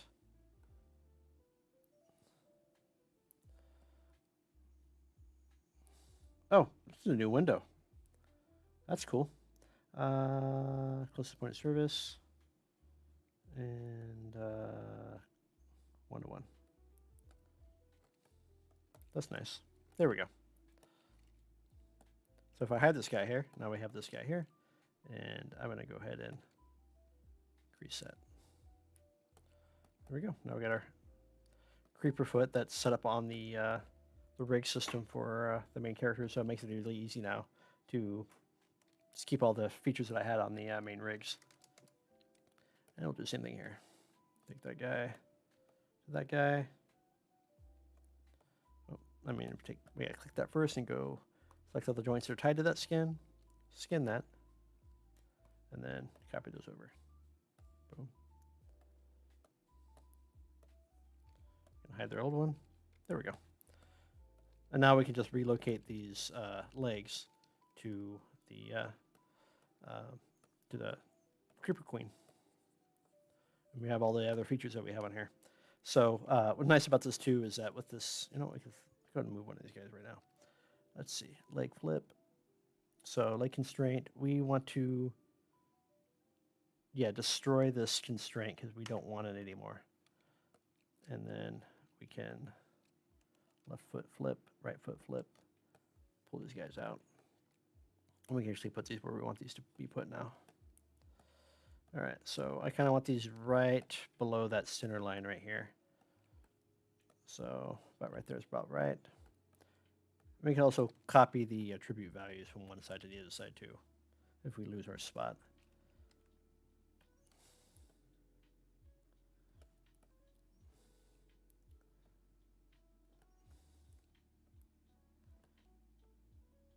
So I want that kind of on the line. You know, I got to do side view on here.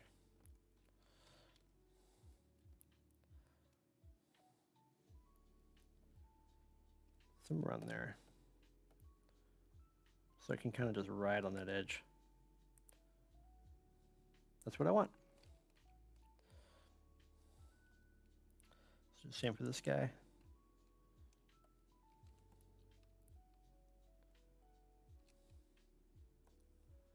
Then we'll push them in just a bit. About right there. This guy here is the same thing. There we go. And then we got our foot transplant for our creepers. It's going to be in a weird spot sitting like this because this is the home spot for the character rig. But that's not a problem for that. Oh, we got our crease set. Neither. There we go.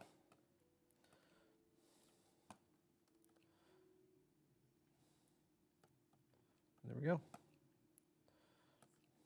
Fucking Minecraft.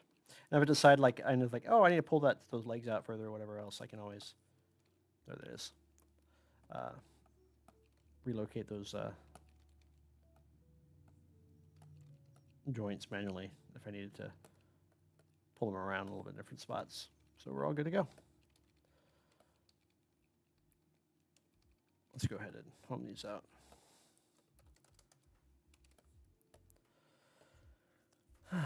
All right, there's that, and then torso here.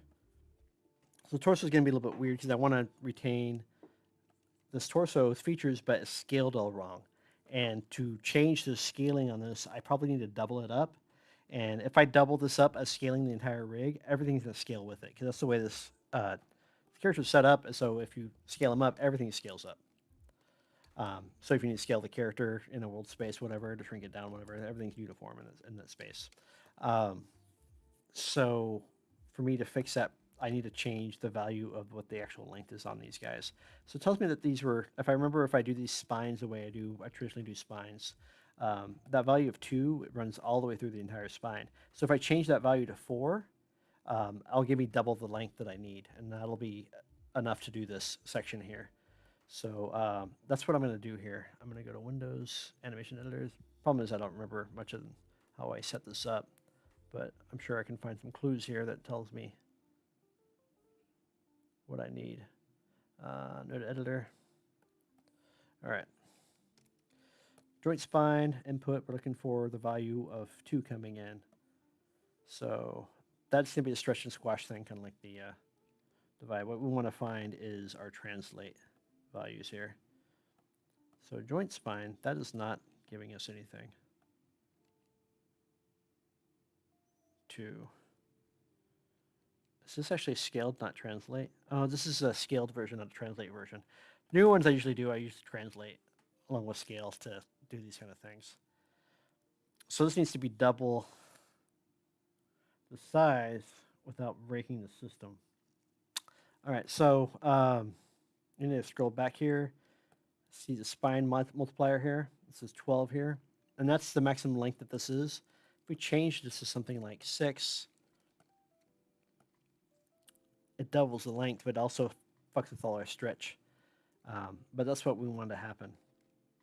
So what if we change this value here, our home value here, for our length of our curve to 6?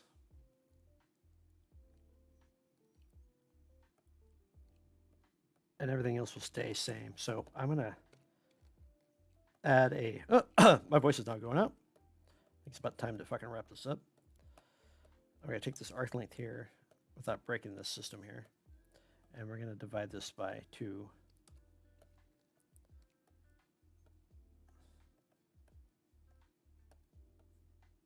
Like so. There we go.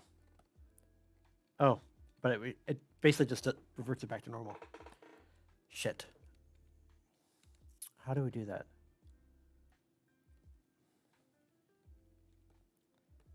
That's not our fix.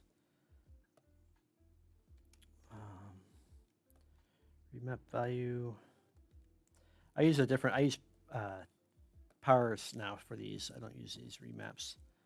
I'll put max is 2 on that for the stretch.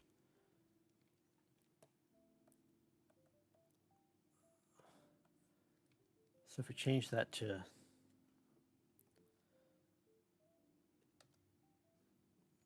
4, yes, that'll do the job. Does that go to every spine? Oh, that does. Okay, that's easy. Okay. Fuck, I was smart for once. All right. So that gives us... Oh. But that means our stretch and squash is going to be twice as volatile. Hold on. Wait. We're almost there. That's why I like using the powers. This shit doesn't fucking happen. Oh, come on. My taskbar is popping up. All right. We gotta...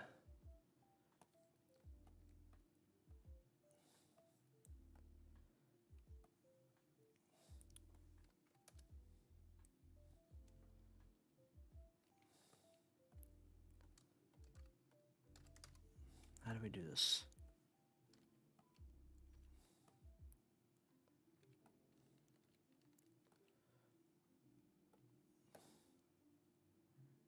Show. Fuck. Deformers.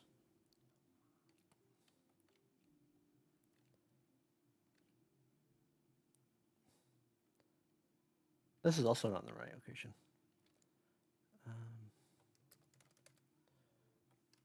Hold on. Cog offset is currently there. This needs to be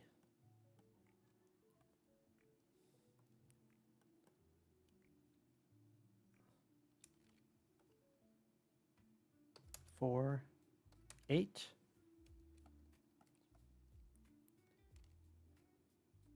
Oh, that's right. These are 2 sections. I forgot the chest and the bottom of the torso are actually 2 different sections. That's right.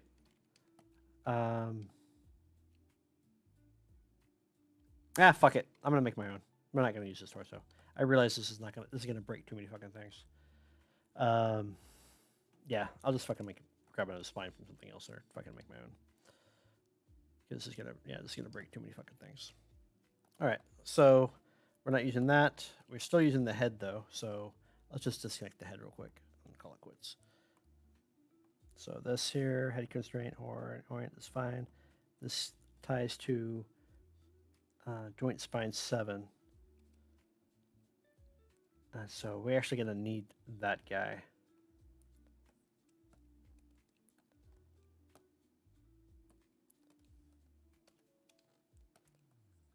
We'll need that's our anchor point to relocate the head. Yeah. So we can move you to where we need that creeper head to be. And all this shit is going to go bye-bye.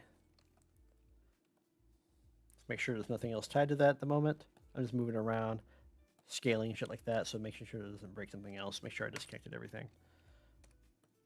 And it looks like I did. And I do not need that tongue. I do not need that bottom jaw. iSystem I do want to keep. Cool. All right, that'll do. Everything else is surgery. All right, thanks for thanks for watching the stream. That's a wrap. And shit, just kind of all over the place today, but first stream in a long time. All right, night, y'all. And I'm sorry that for some reason the chat thing froze and it won't fucking refresh.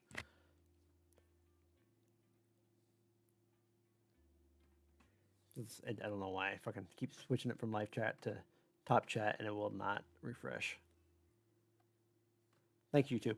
All right, night, y'all.